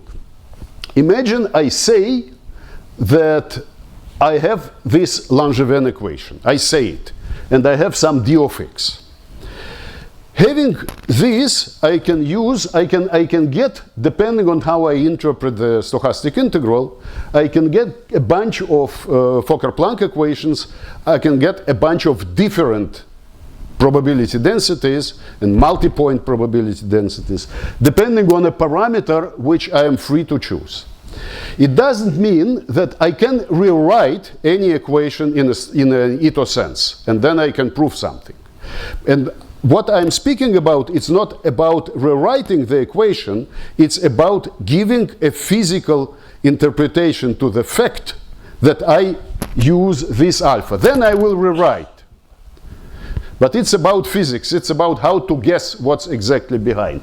Because essentially there is simply something which is added to the force. This nabla d, the change of the gradient of diffusion coefficient, acts as an additional potential. It's a potential of this spurious drift force, and it's a potential force, it's a conservative force. So I will consider the cases of pure diffusion because we decided to look at pure diffusion landscape. I can then say a couple of words about what happens if we have additional potentials, and essentially nothing interesting happens. And it's not about mathematics, it's about physics, because if I consider this as a limit of a random walk, I see that different interpretations correspond to different random walk schemes. And then I have the Donsker functional central limit theorem, which says that all these random walk schemes converge to a Wiener process. And I lose something which was inside and what I still need. So here the explanation is as follows. If you look physically, the diffusion coefficient is the mean free path squared divided by the mean time, or the waiting time, or the correlation time. So we have two parameters. And the diffusion coefficient is lambda squared divided by tau. It's an amalgam of two parameters. If I say I know d of x, I don't know two parameters, I only know the amalgam. But interestingly enough, both of them play a role separately in the microscopic. So what I need to restore one of them. And this I do by interpretation. This is the explanation I gave for this. And if you look, for example, at Ito, Ito has the martingale property. If you assume that your displacement at short times is Gaussian, it's simply symmetric. It's the symmetry left-right. You go symmetrically to the left and to the right. Lambda is independent on the position, so the only thing which changes with the position is the waiting time or the correlation time. This is number one. If you look at Stratanovich, it's the case where only lambda changes. If you put down the diffusion equation in Stratanovich interpretation, what you recognize there, you can manipulate them, you can manipulate it, and what you see is that the diffusion operator is Laplace-Beltrami. It's coordinate change. It's what Stratanovich wanted it for. And the kinetic approximation is forward-backward symmetry. The probability to go per unit time in one and in the opposite direction is the same. And this gives you the homogeneous equilibrium. So this alpha contains some information about physics. And this is, I think, the answer to your question. So now let's have a look what happens if we consider the situation in the absence of external force.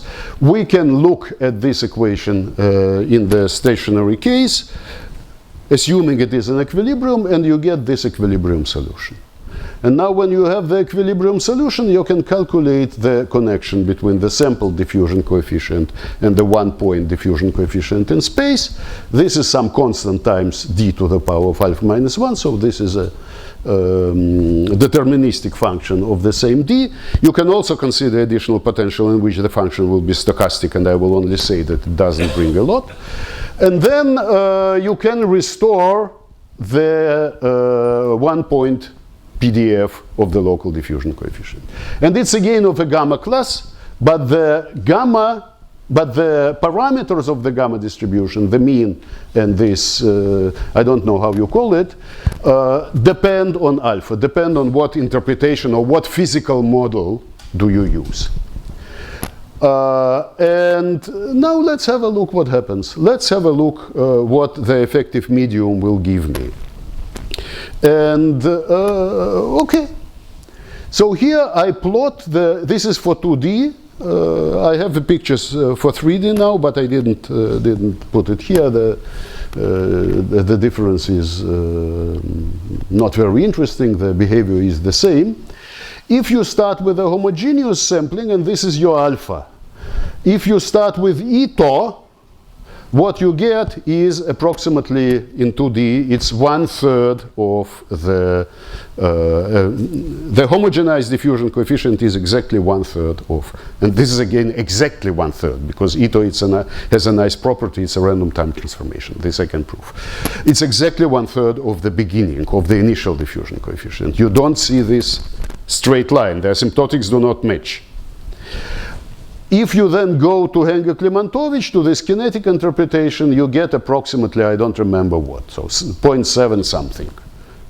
It's a You solve the equation, you get a number. Now, if you start from the equilibrium sampling, which simply means that you use a different distribution of local diffusion coefficients, what you get is that when you start from Klementovich, you start from the same place, because they have, here the equilibrium is homogeneous, and the sampling is essentially unbiased. And then when you go all the way to Ito, this is where you get this unity. This is where you get the same slope at short and at long times. And this thing is essentially exact.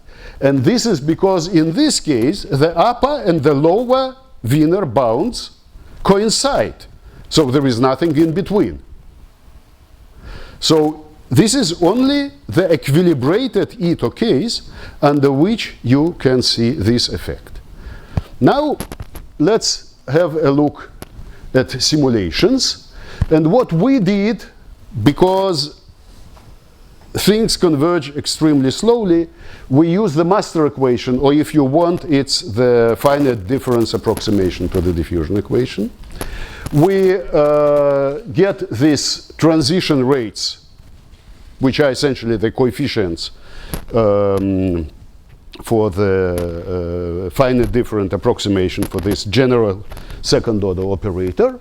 And we solved this, we were lazy enough, we solved this by the forward Euler scheme. But what does it give us is the fact that for each realization, for a given realization of your system, you obtain immediately the whole PDF, let's say exactly, numerically exactly. And then the only thing you have to do is to average over realizations. You don't have to average over particles. Now, how to create the landscape? It's also not complicated. We created a Gaussian landscape, and then with given correlation length, and then made a probability transformation from Gaussian to a gamma, which is known, essentially. And it's implemented in MATLAB, so it's a fast function. We can control the correlation length. We know the two-point correlation functions. We cannot choose the higher correlation functions, but we are only, the whole discussion is only about how generic this all is. So therefore, we didn't pay attention to this. So it's some gamma distributed landscape with known correlation functions. And now let's start from the Henge-Klementovich, from this alpha equal to 1 from a system with homogeneous equilibrium. So what you see is a nice exponential. Then it goes to Gaussian with a small peak at the top. It's slightly different from what this diffusing diffusivity gives, where there is a smooth transition, where the top is smooth. Here the top still has a small cusp, but it disappears in course of the time. But when you compare this with the results for the diffusivity coefficient, you see that the diffusivity, which is defined as a local derivative of the mean squared displacement, decays continuously with time and reaches the prediction of effective medium. And this is not the accuracy of EMMA, it's the accuracy of numerics. I didn't put here the error bars, but we know how large the error bars are. And this is the correlation length in some units, 1, 5, and 10.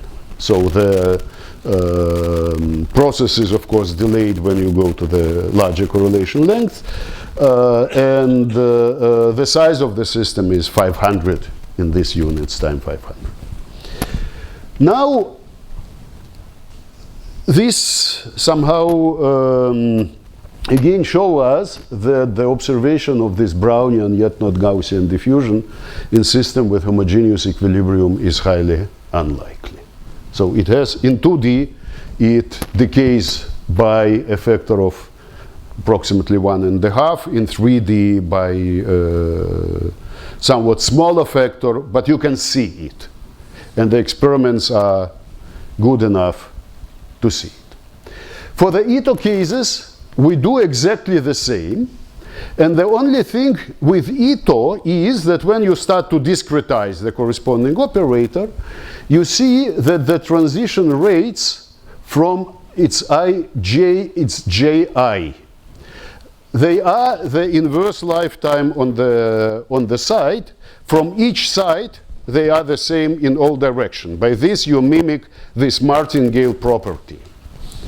And then you do the same in the homogeneous sampling situation. And to mimic the equilibrium sampling situation, you do not have to simulate a situation in U. The only thing you have to do is to weigh each realization with the weight which is proportional to the waiting time at the initial site. Because the probability to find the particle at each site in equilibrium is proportional to the sojourn time in the site. The system is ergodic. Yes. So you use the same result twice. The only thing is that you have to save all of them. They are large, but you manage. So, and what you see is, again, so this is the homogeneous case. It's very nice. It's exponential going into Gaussian with a very small cusp. The equilibrated case is exponential going to a Gaussian with a larger cusp. But I don't have anything against cusps, because if I come back to the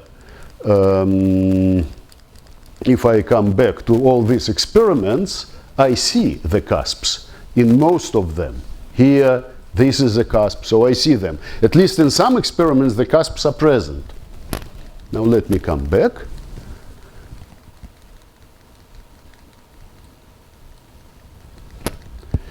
And this is what you get. So these are the homogeneous sampling. This is equilibrated. You see it's practically flat. Here I have it nicer with, so to say, Ito, equilibrium sampling. These are our error bars. They are approximately the same in all cases. And you see that the convergence is, so you can say it's flat, but the convergence is slow. The errors grow with time. This is the homogeneous, the Henke-Klimantovich case, which goes to the effective medium prediction. We have seen the curve.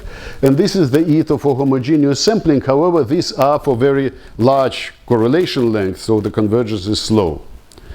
For smaller, it's faster, and you see what happens. You see better, but we wanted to have large, because otherwise you hardly see the exponential situation. So this is a numerical problem, and this guy goes to this 1/3, which is an exact prediction. Okay, so now you see I am more than on time. Conclusions. The emergence of Brownian yet non-Gaussian diffusion in random diffusivity landscapes in system with homogeneous equilibrium is impossible in one dimension, because there you always have anomaly if the equilibrium is homogeneous, and highly unlikely in high dimensions. The same holds for most cases when equilibrium is inhomogeneous. It's also interesting, but okay, the only exclusion is the equilibrated Ito, pertinent to trap models. Ito is essentially, physically appears in this kind of models when you have the waiting time. This is a waiting time model. A waiting time at a single site, at a trap, which depends on the position and changes. Such models are known in physics. Such models, for example, explain to some extent the behavior of this xerographic media which you use in the copying machine and in the laser printers. These are the media.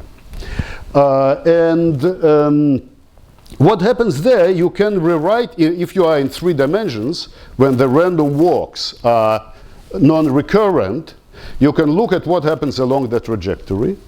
Along the trajectory, you have a random time change. So you go into the operational time instead of the physical time. And this is a diffusing diffusivity model. So this is why they do explain this. at some coarse-grained or homogenized scales. Now, assuming the existence of additional random force, not random force, but random potential. I need here the potential forces. Doesn't change anything, it makes things worse. If it's decoupled from the diffusivity, it goes in the direction moving the long time diffusion coefficient down from the short time diffusion coefficient. It slows down the diffusion at long times. And in higher dimension trap models are well approximated by continuous time random walks with correlated waiting time subordinated to random walks or to Brownian motion, which are close relatives of diffusing diffusivities in high dimensions. So these are the conclusions. Now, here I put something which I might discuss, but this is the end, and of course it's only the first approximation because there are many things to work on still, and thank you very much indeed.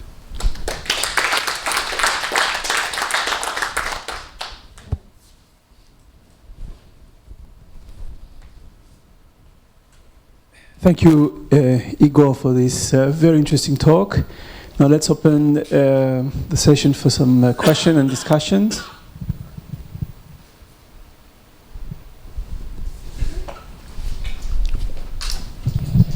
Thank you for your talk. The question is this: do you think that is a bit, to a certain extent, is unsatisfactory the fact that in your not in your model, but in this kind of approach, you need some external information to decide which kind of alpha you have to use for modeling, for describing different situations, and isn't, to a certain extent, also unsatisfactory the fact that here alpha, the alpha that you use, basically are 0, 1/2, or 1, but not something in the middle for which we don't know what to do, at least from the physical point of view. I don't know if I'm clear. Yes, yeah, no. You are clear. You are clear. And here let me say the following. First, alpha. Look at the. I will make two statements separately. And one statement is about the rationale behind this work, and another statement is about alpha. So here you start from some stylized facts. So you start from some more or less existing experimental evidence, and you put a question under which conditions these facts can be explained by some quite reasonable model. Are there such conditions or not? And the answer is that there are such conditions, but the only model which explains the facts is the model with alpha equal to 0, which means Ito. And this is okay, I can live with Ito because I know that there is some physics behind Ito. I also know that there is physics behind alpha 1/2, behind Stratanovich, and I know that there is physics behind Henry Klementovich. And these two cases are not realized here. It's Ito which is realized, on whatever reason. So it's a trap model. Now, I can obtain, mixing the models, whatever alpha I want. For example, I can consider a non-isothermic model with temperature with changes. So what is changing is not the step length, it's not the waiting time, but the temperature in your system, the probabilities, so to say. Yeah. And then you get alpha depending on the coordinate even, and in a complicated way. So in this sense, I don't find it unsatisfactory. I find it amazing that the results point onto a very specific class of processes. And it's highly improbable. It's not impossible, because you always can have a very improbable arrangement for which you know it never homogenizes or behaves in an ugly way or whatever. But it's highly unlikely that a nice system which is not mean to us behaves in such a way if it is not Ito, if it is not a variant of trap model. And I found it amazing, essentially. But I had a feeling that the result would be non-generic. Therefore, all these, to some extent, and some, and whatever in the awful sentence. So, I wanted to ask a question about the possibility to have this realization of this exponential and then Gaussian. So the question is, do you know other type of approaches? For example, suppose you can switch between a process with a diffusion coefficient, D1, and there is a drift, or you start not at the Smoluchowski limit, but you start at the Langevin equation, where you have some persistent drift for some time, and then you switch between this and another type of process, such as another Langevin with different characteristics, or a drift. Are you aware of any situation like this where people have reported this type of behavior? I'm not aware, but I'm pretty sure it's relatively easy to do. Because whenever you are switching, you get a process which is subordinated to the solution of the corresponding equation. You can remove your switching by a random or non-random time change. So this all belongs to the class of exactly solvable models. Whether somebody exactly solvable doesn't mean simply solvable. So you have to invest work. I'm not aware that somebody have done it. For Smoluchowski limit, people have done it. This was Takimo Akimoto who played with the models. For underdamped, which means Langevin, I'm not aware that anybody has done it, but it's still doable. Because what you need, you can split the problems. Just like we did it, and the only difference is that the first equation, instead of being a simple Langevin, not a Langevin, but overdamped Langevin one, will be the underdamped one, the full Langevin equation. But so you expect to have this type of behavior? This is this type of behavior. I don't know whether the exponential will come there, because I didn't solve it, but maybe you can tune something. This I don't know. The things I showed, except for the active movers, were all overdamped experimentally, because there were small particles in viscous surroundings, and the times on which you are looking at them was huge. Yeah.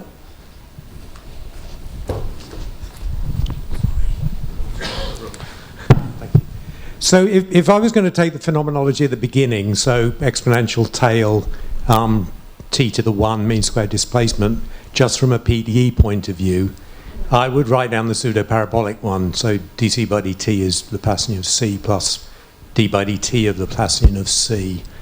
So you get that if you have interchange between a mobile species and an immobile one, and that has both of those properties. Now, does that PDE result relate to any of the things you said? It's the following. If you think a little bit about mobile and immobile from the point of view of a single trajectory, then what you see is that on a single trajectory, you switch between the final diffusion coefficient, finite diffusion coefficient, the diffusion coefficient 0. And this is the model exactly of the same class. It's a kind of this diffusing diffusivity. It's solved. What it gives under the corresponding rates of switching, so you can tune the model into having a behavior which is similar to what is observed, and even with the behavior, it has a stronger cusp and the delta at the beginning because of immobile. Right. Otherwise, it looks very similar. Yeah, so the pseudo-parabolic thing, it does have a persistent delta function. So, I mean, the more general question, is there a stochastic derivation of a pseudo-parabolic PDE? I ask from pure ignorance. Does anyone This know? I don't know. I never thought about it. Right. This I don't know. Thank you.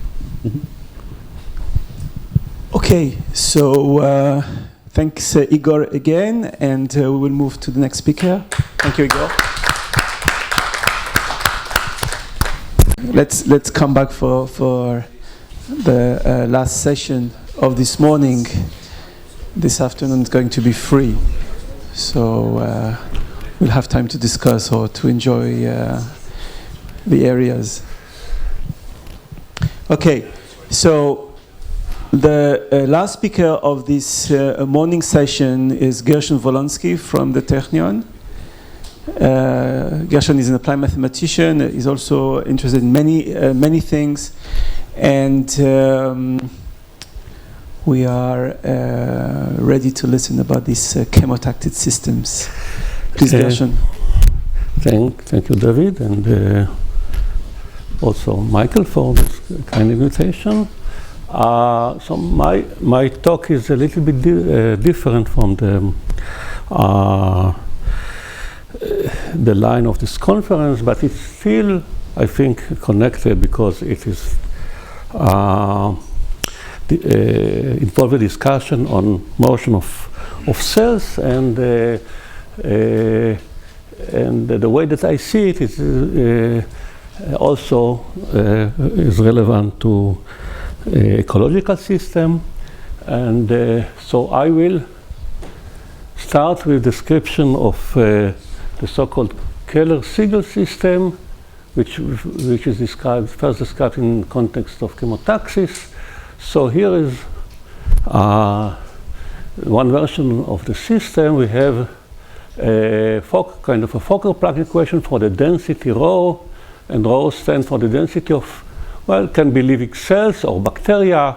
Originally it was for slime molds, but you can also consider human beings or any animals distributed, density of animals, and the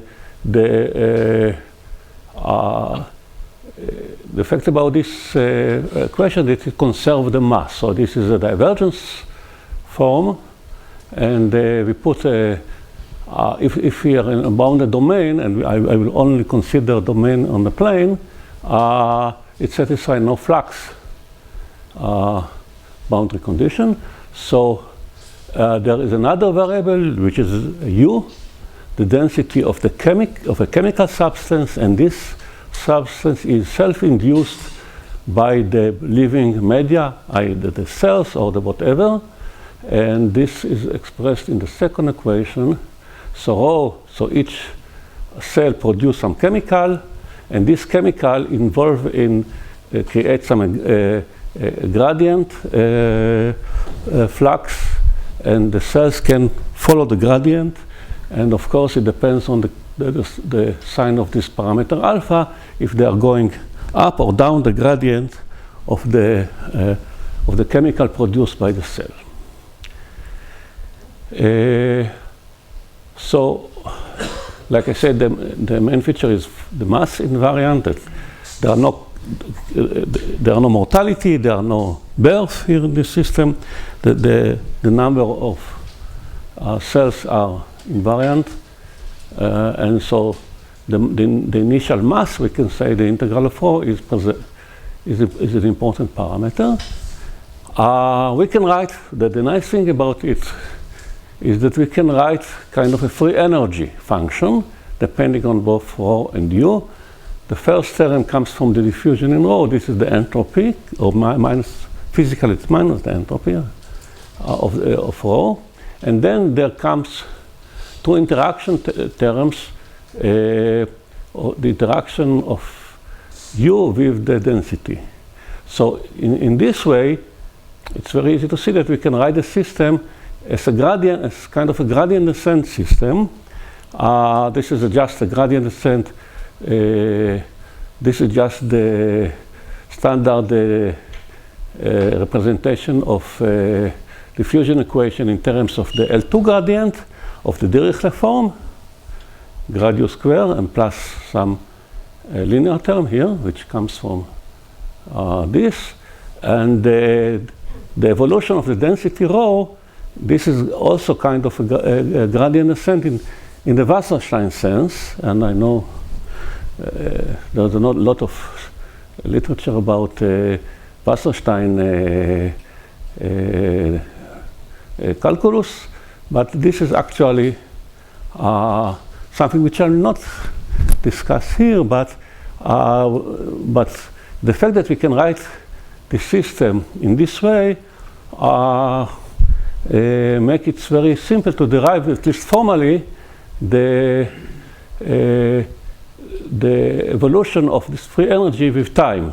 If you just plug the equation, we see that this is decaying with time because these two terms are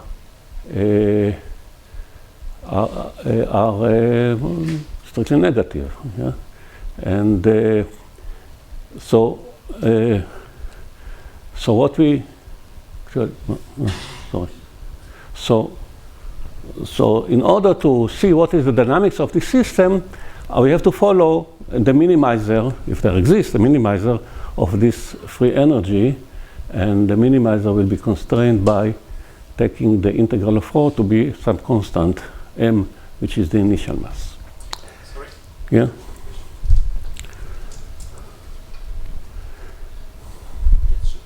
Why is the boundary condition for U is equal to 0 on the boundary? This is just... Particles disappear, the substance disappears on the boundary? Yeah, this is my assumption. You can also put Neumann boundary condition. Okay. And then you will have to change the... Yeah, you can also you can include Neumann boundary condition in the same formulation, but for simplicity, actually in most of my talk, I will assume that the domain is the whole of R2. So I will not care about boundary condition for you.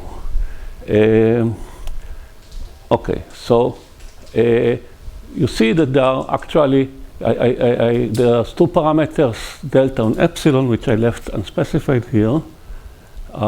So delta small tells us that the rate of the dynamics of the cells is very fast, and epsilon small tells us that the dynamics of the chemical is very fast compared to the cells. So we can actually think about two kind of singular limit. The first one is epsilon 0 and delta equal 1. So this is the classical, what people are most people are working on. This is the classical parabolic elliptic Keller-Segel. So this is just a diffusion process with a U, with the potential. U is now determined by elliptic equation, which we can solve directly. And this, and you can write this system again with a free energy, which is obtained from the free energy before by minimizing along all function in H10 in the Sokolov space of L2 gradient with zero boundary condition. When you minimize it, you get this expression, and G is the green function of, in this case, the Dirichlet problem. And under this reduction, you get this equation, and this is a non-local Fokker-Planck equation. Non-locality comes from the Poisson equation here. And again, we have a decay of the free energy. There is the other limits are much less considered. The case that delta equals 0 and epsilon equal 1. This also leads to non-local diffusion equation for U, for the chemical. And M is now a parameter, the initial mass of the cells, and it appears here. And this M times e to the alpha u over the integral of e to alpha u this is the density, the equilibrium density, which is assumed to be instantaneous in time in this limit. So, and this also can be considered as a gradient descent with respect to the L2 variation. For this, this will be h of m. H of m is defined by now minimizing the free energy on all rho which has the same mass m. So it leads to this non-local, leads to this functional, and again, this hm, this reduced free energy is decaying along this, in this limit as well. What about steady state? Of course, steady states are the same if you take both limits, because it's just you take the derivative of time to 0, and you get this kind of system which is called non-local Liouville equation. So this is an elliptic equation with exponential nonlinearity, and then non-locality is here. So there are two fundamental inequalities which are relevant here. The first one is the Moser-Schrödinger inequality. If we consider this functional on the domain of function on H01, the one which has 0 boundary and L2 gradient,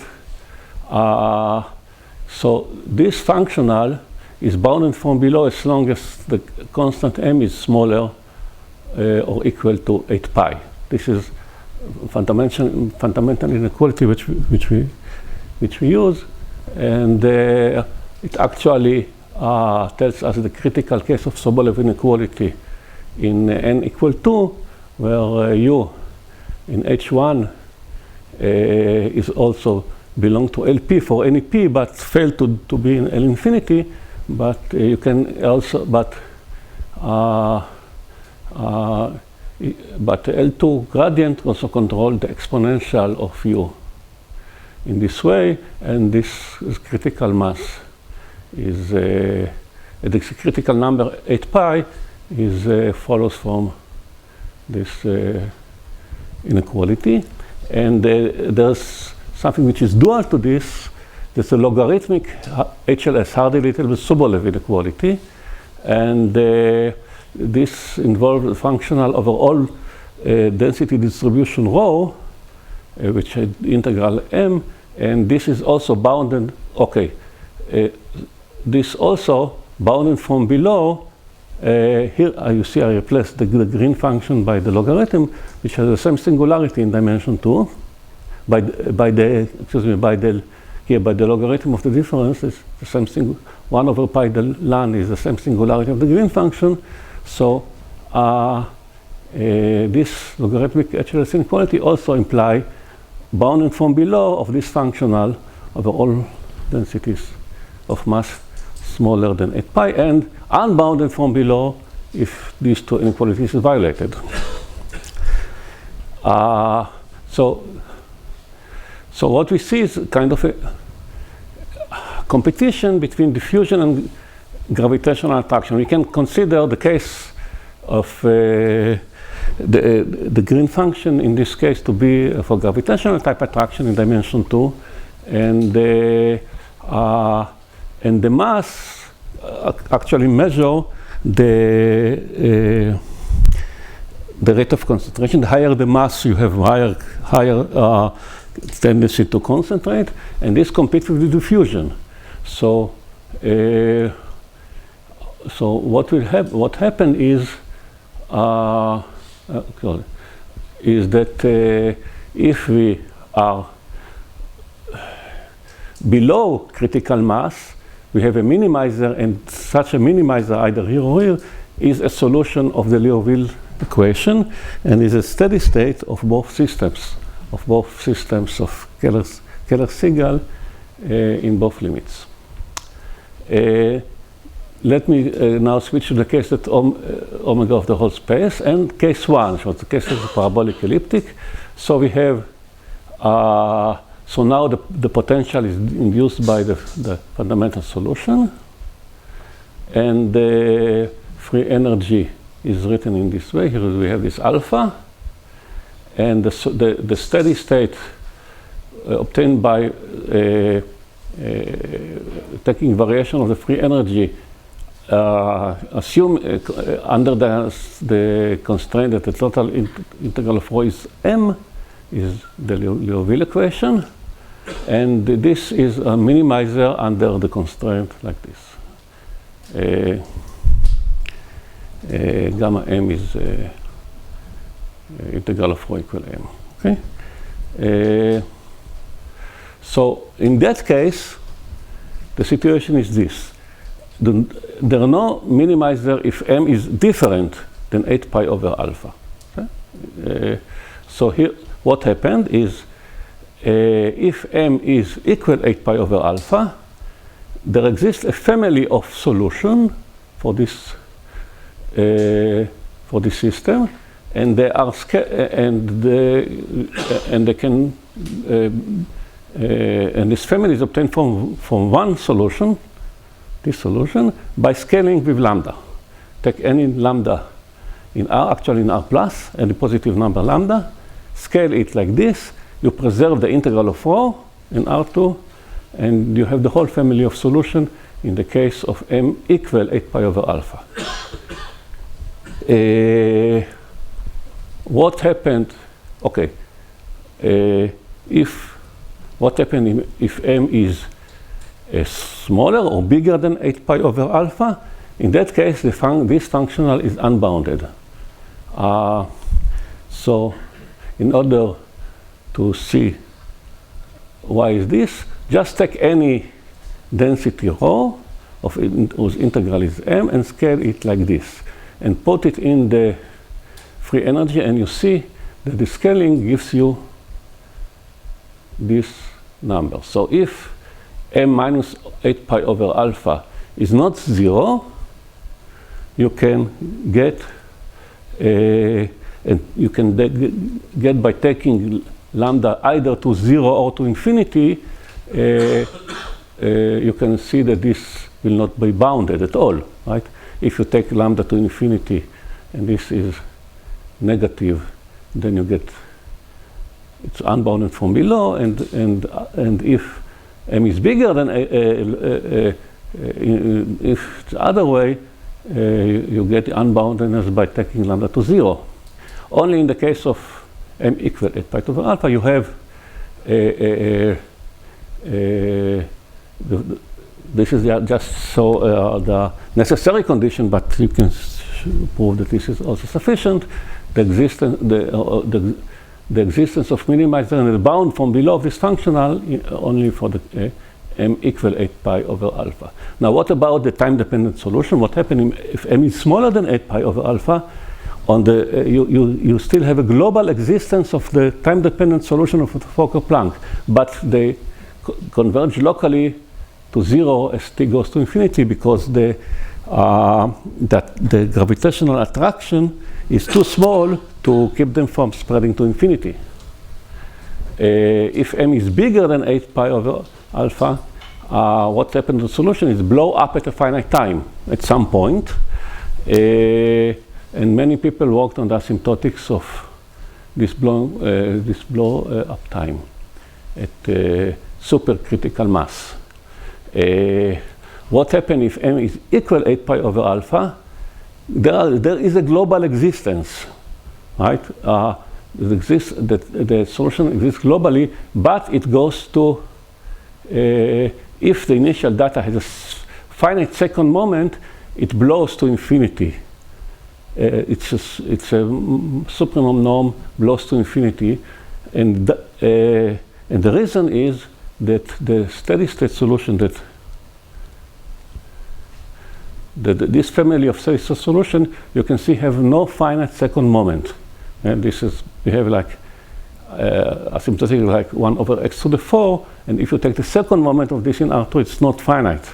So, and the second moment is controlled. You know, you can show that the second moment is uniformly bounded for the system, so it cannot be a limit of. It doesn't settle in a steady distribution like this. It cannot, because it cannot. It's not compatible with the finite second moment. So this is the case if the domain is unbounded, or the whole R2. But if in the case of a bounded domain, we have global existence for any m smaller than 8 pi or equal to 8 pi over alpha. And okay, and and again, in the case of equality, m equal 8 pi over alpha, it converges to infinity in the infinity norm as asymptotically in time. So, like I said, many people worked on this, but relatively few people worked on the case of the subcritical mass and try to understand what is the asymptotics of decay of the solution as t goes to infinity. So we can consider self-similar limit when we scale it according to diffusion, x over square root of t, and the corresponding, this is rho, and if u is the potential induced by rho, it's scaled like this. And if we plug this change of variable in the equation, we get, we get equation for rho bar and u bar, which looks like this. Is exactly the same, with the only difference that we have a field x, which comes from the scaling. And this field x is just the gradient of a potential, which is just 1/2 x squared, right? So this is the gradient descent with respect to the free energy, the same free energy that we had before, but with the additional of this integral, which is the second moment of rho, 1/2. This, yeah?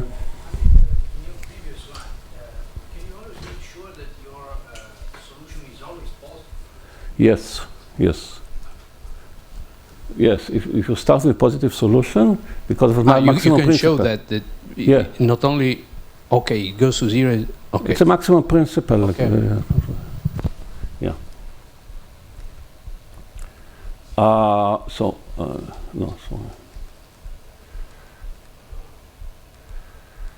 Okay, so now we look at the free energy with this additional term. And the solution, the steady state, the potential induced by the steady state solve the same equation, but with this additional potential. Now, again, we have no existence for m bigger or equal than 8 pi over alpha. Without this term, we have existence only for m equal. We had existence only for m equal 8 pi over alpha. Here we have no existence for m bigger or equal to 8 pi over alpha, and existence only in the for m strictly smaller than 8 pi over alpha. And the reason for this is that when we scale now with respect to the same family of densities, we see that we have additional this term, and this does not allow us to take lambda to 0. We can still take lambda to infinity, but if we take lambda to 0, this blow up, right? So we don't have to care about expansion. This quadratic moment will forbid minimizing sequence to expand to infinity, and so we have just this condition for existence of solution.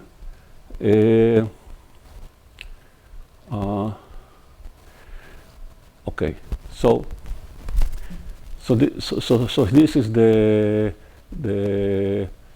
difference for the scaled solution. So what we shall see to summarize at this point, what we see is just that the density goes to 0, but asymptotically it provides potential, which is a solution of this if the mass is strictly smaller than the critical mass.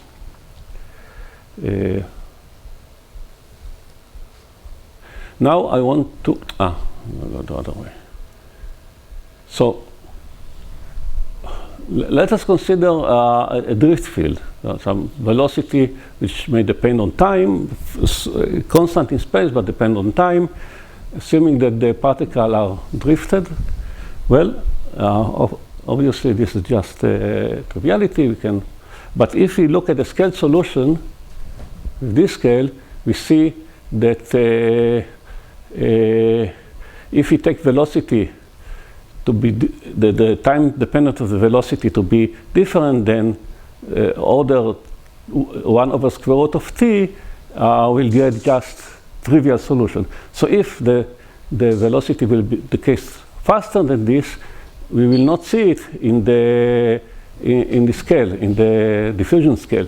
If it goes the case slower than this, then we just follow the path and again see just so and just see we can just follow the particle along this deterministic orbit along v and see the same behavior. So to see something in the diffusion limit, we assume that v is decay like a square root of t, and the only difference is now that the moment is centered around this vector v, constant vector v, and just a shifting in the velocity for the same solution. Okay, again, nothing very interesting here, but now I want to consider multi-component system. So about 12 years or maybe more years ago, I started to look at system of chemotaxis which involve more than one population which may interact with each other, and so we have and each population produce a vector of chemicals. So in that case there are k chemicals and n population, and so this extends the system to population which may interact in different ways depending on the coefficient, constant coefficient aij and gamma ij here. So if we look for the alpha il, which is the multiple of the matrix A with the adjoint of the matrix gamma, we get an n by n matrix, and the meaning of this matrix is as follows. Population I1 is attracted or rejected from population I2 if this number alpha I1, I2 is positive, if it's attracted, and if it's negative, it's rejected.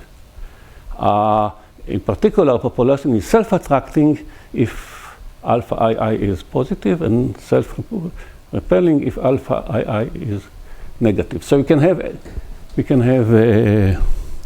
all cases, and the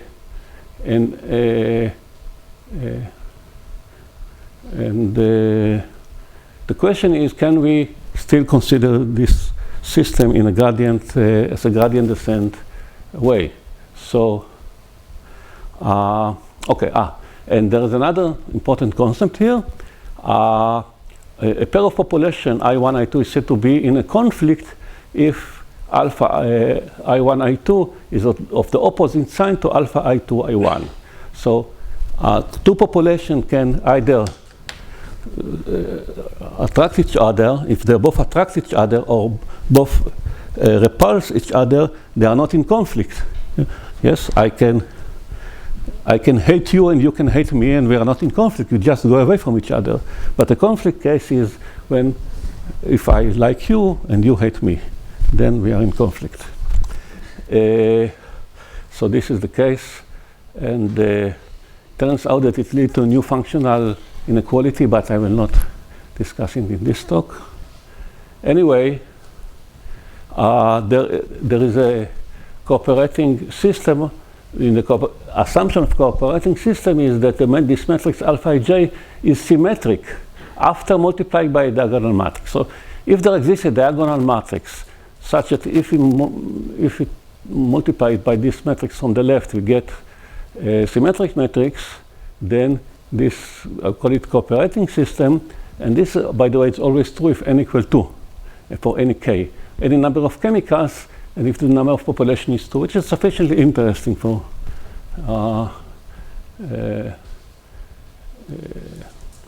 post-application. And under this assumption, we can write a free energy like this.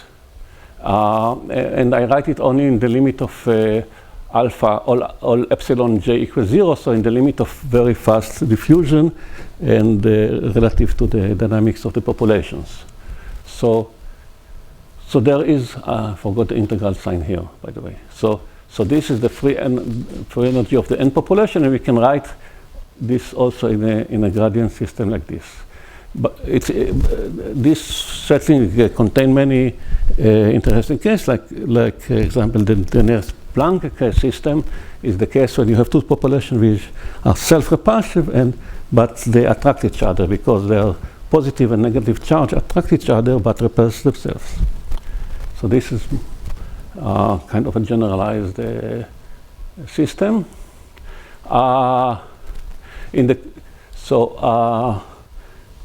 Again, what is conflict means that not all these diagonal terms are positive. Some of them, if one of them or more is negative, then we have conflict.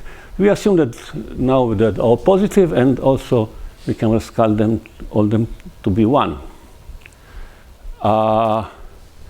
And if we on the entire space we have this system again for this free energy. So this is the potential ui is induced by rho I by the fundamental solution, and it's a Wasserstein gradient descent with this free energy again. Okay. And the steady state is the system Liouville, and and all solution of this system is obtained by minimizing the free energy, this free energy, on the set of rho I, whose integral is given by mi. Integral of rho I is mi. M is now a vector of masses for the n populations. Now there is a fundamental result obtained by about 15 years ago by Shippo, Shafrir, and myself, and it generalized the critical mass in the case of one population. So in one population we have just critical mass 8 pi, or 8 pi over alpha. This is the one which separates between boundedness from below and non-boundedness from below of the functional. Here we have a family of inequalities which is sharp in the way that it gives you existence and bounded from below of the functional if and only if all these quadratic terms, again, I forgot, this should be sum over mj outside the brackets. So this is a quadratic form, mj times what's in the brackets. And j is a subset of the index. I is the set of all population 1 to n, and j is subset. For all j subset, including I, subset I including I itself, if this is positive, then we have bound from below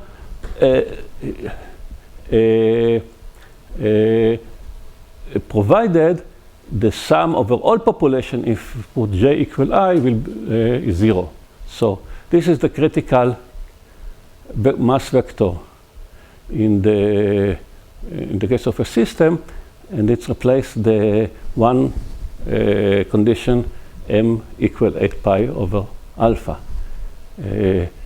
But you must have strong inequalities for the interaction between the subpopulations. In a bounded domain, to have a solution, you need that all these quadratic forms should be positive on all subpopulation.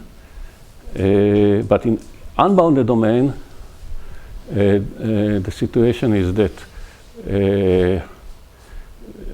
you need this to be 0, because you can see by scaling, if you scale all of population by the same lambda, you see that really if this is different from 0, you get unboundedness by taking lambda either to 0 or to infinity.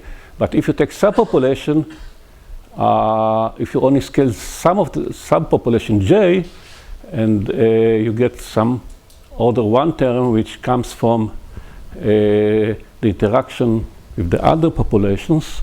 So you can only consider the limit lambda goes to infinity, and if you take lambda goes to 0, means you spread the population, this order 1 terms may blow up. So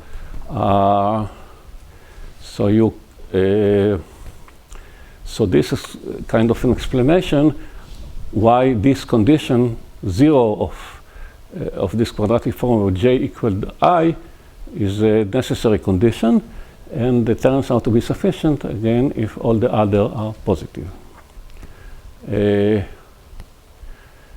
Now let me consider again the case of population with decaying drift. So I will assume that each population is drifted away in a constant in speed in space and changing with time, like square root of 1 over square root of t, and but each velocity may be different. Each space rho I may be drifted in different direction. So again, in the scaling, in the self-similar solution for the diffusion scaling, we have a gradient descent with this functional, and now we have the second moment centered at this vi. Now, so if all vi are the same, we can take them to be 0, then we can make the same scaling and obtain that the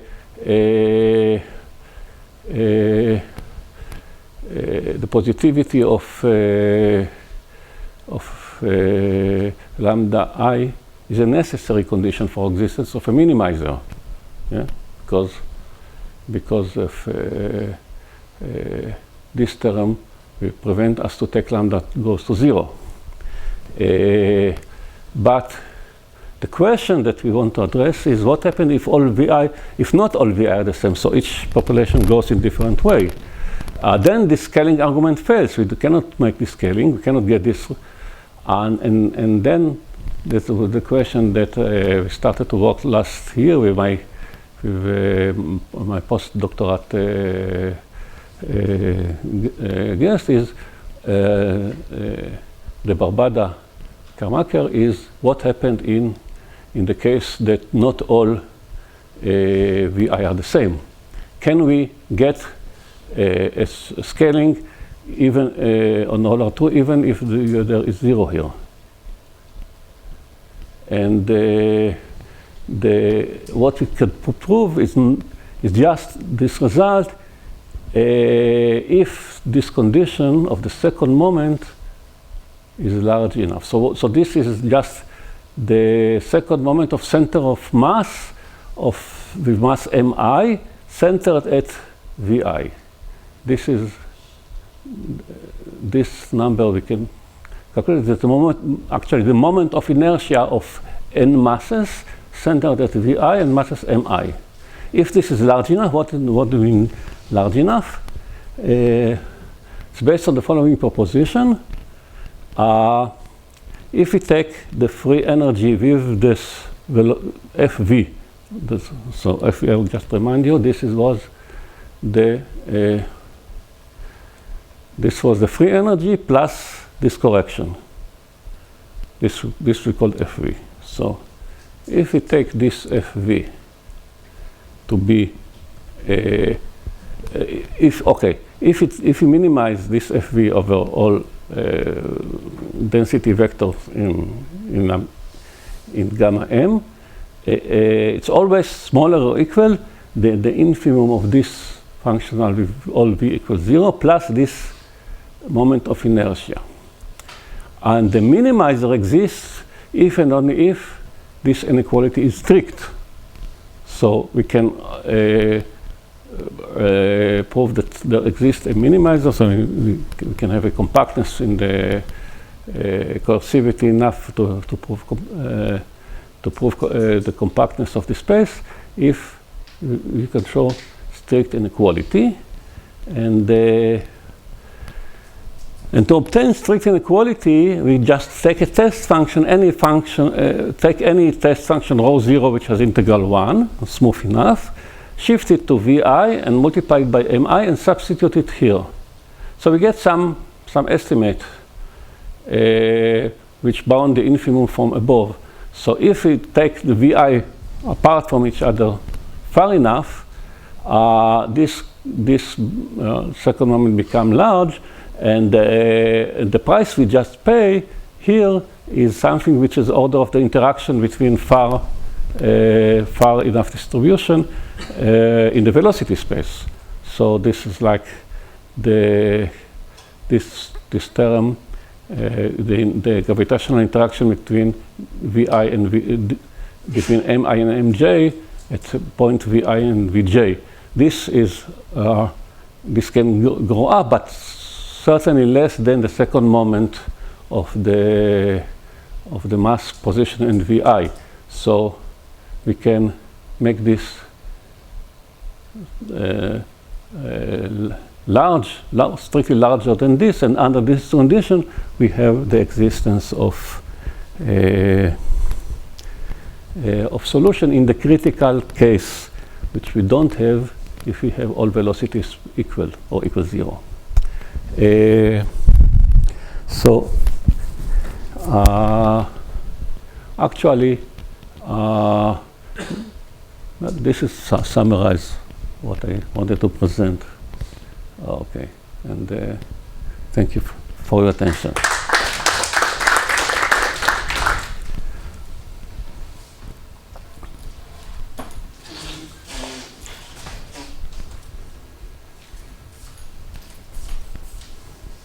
Okay, thank you, Gershow. Are there comments or questions? So yesterday, David presented this model that looked like a non-local, I would call Emden-Fowler type equation, but the boundary conditions were Neumann derivative equals minus some charge.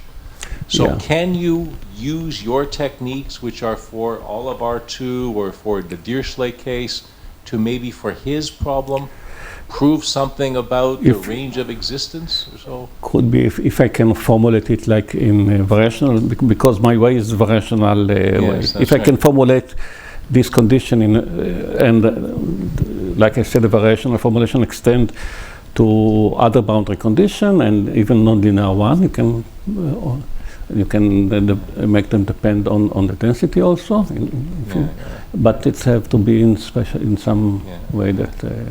So your solutions, when you have the boundary case, in case of a boundary, do you consider only the radially symmetric class? No, the domain doesn't have arbitrary, doesn't have the critical mass does not depend on the domain. Does not depend. It can be any domain. Any shape. Yeah.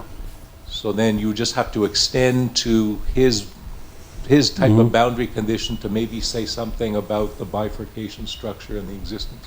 Yeah. By the way, if you have a Neumann boundary condition, okay, I have to be a little bit more careful here.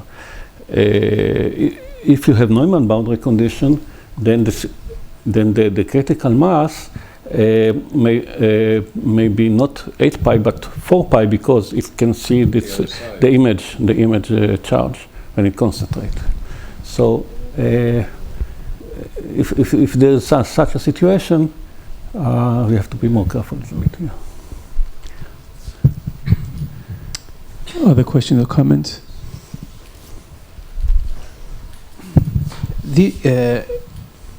If I'm right, these results hold for high diffusivity. So when epsilon goes to 0, right? All the epsilon. The steady state does not depend on what is the epsilon, what is delta. The steady state are the same. The asymptotic limits and the existence result for the time dependent, they depend on this. Yeah, but can you? My question is, can you obtain similar results for when you have other limits like delta goes to 0 and epsilon is finite, or? Okay, this is a good question. Nobody considered it in the case of more systems for more than one population. The only result which I know in the case of single population that show a blow up in a finite time is one by Suzuki, and he considered this. Let me go back to the beginning. So this was question. This is an interesting non-local equation here. This one. So they considered the blow up for this. So they really proved that if m is strictly bigger than 8 pi, it's blow up in a finite time. They're the only result for this non-local equation, which I know. Thank you.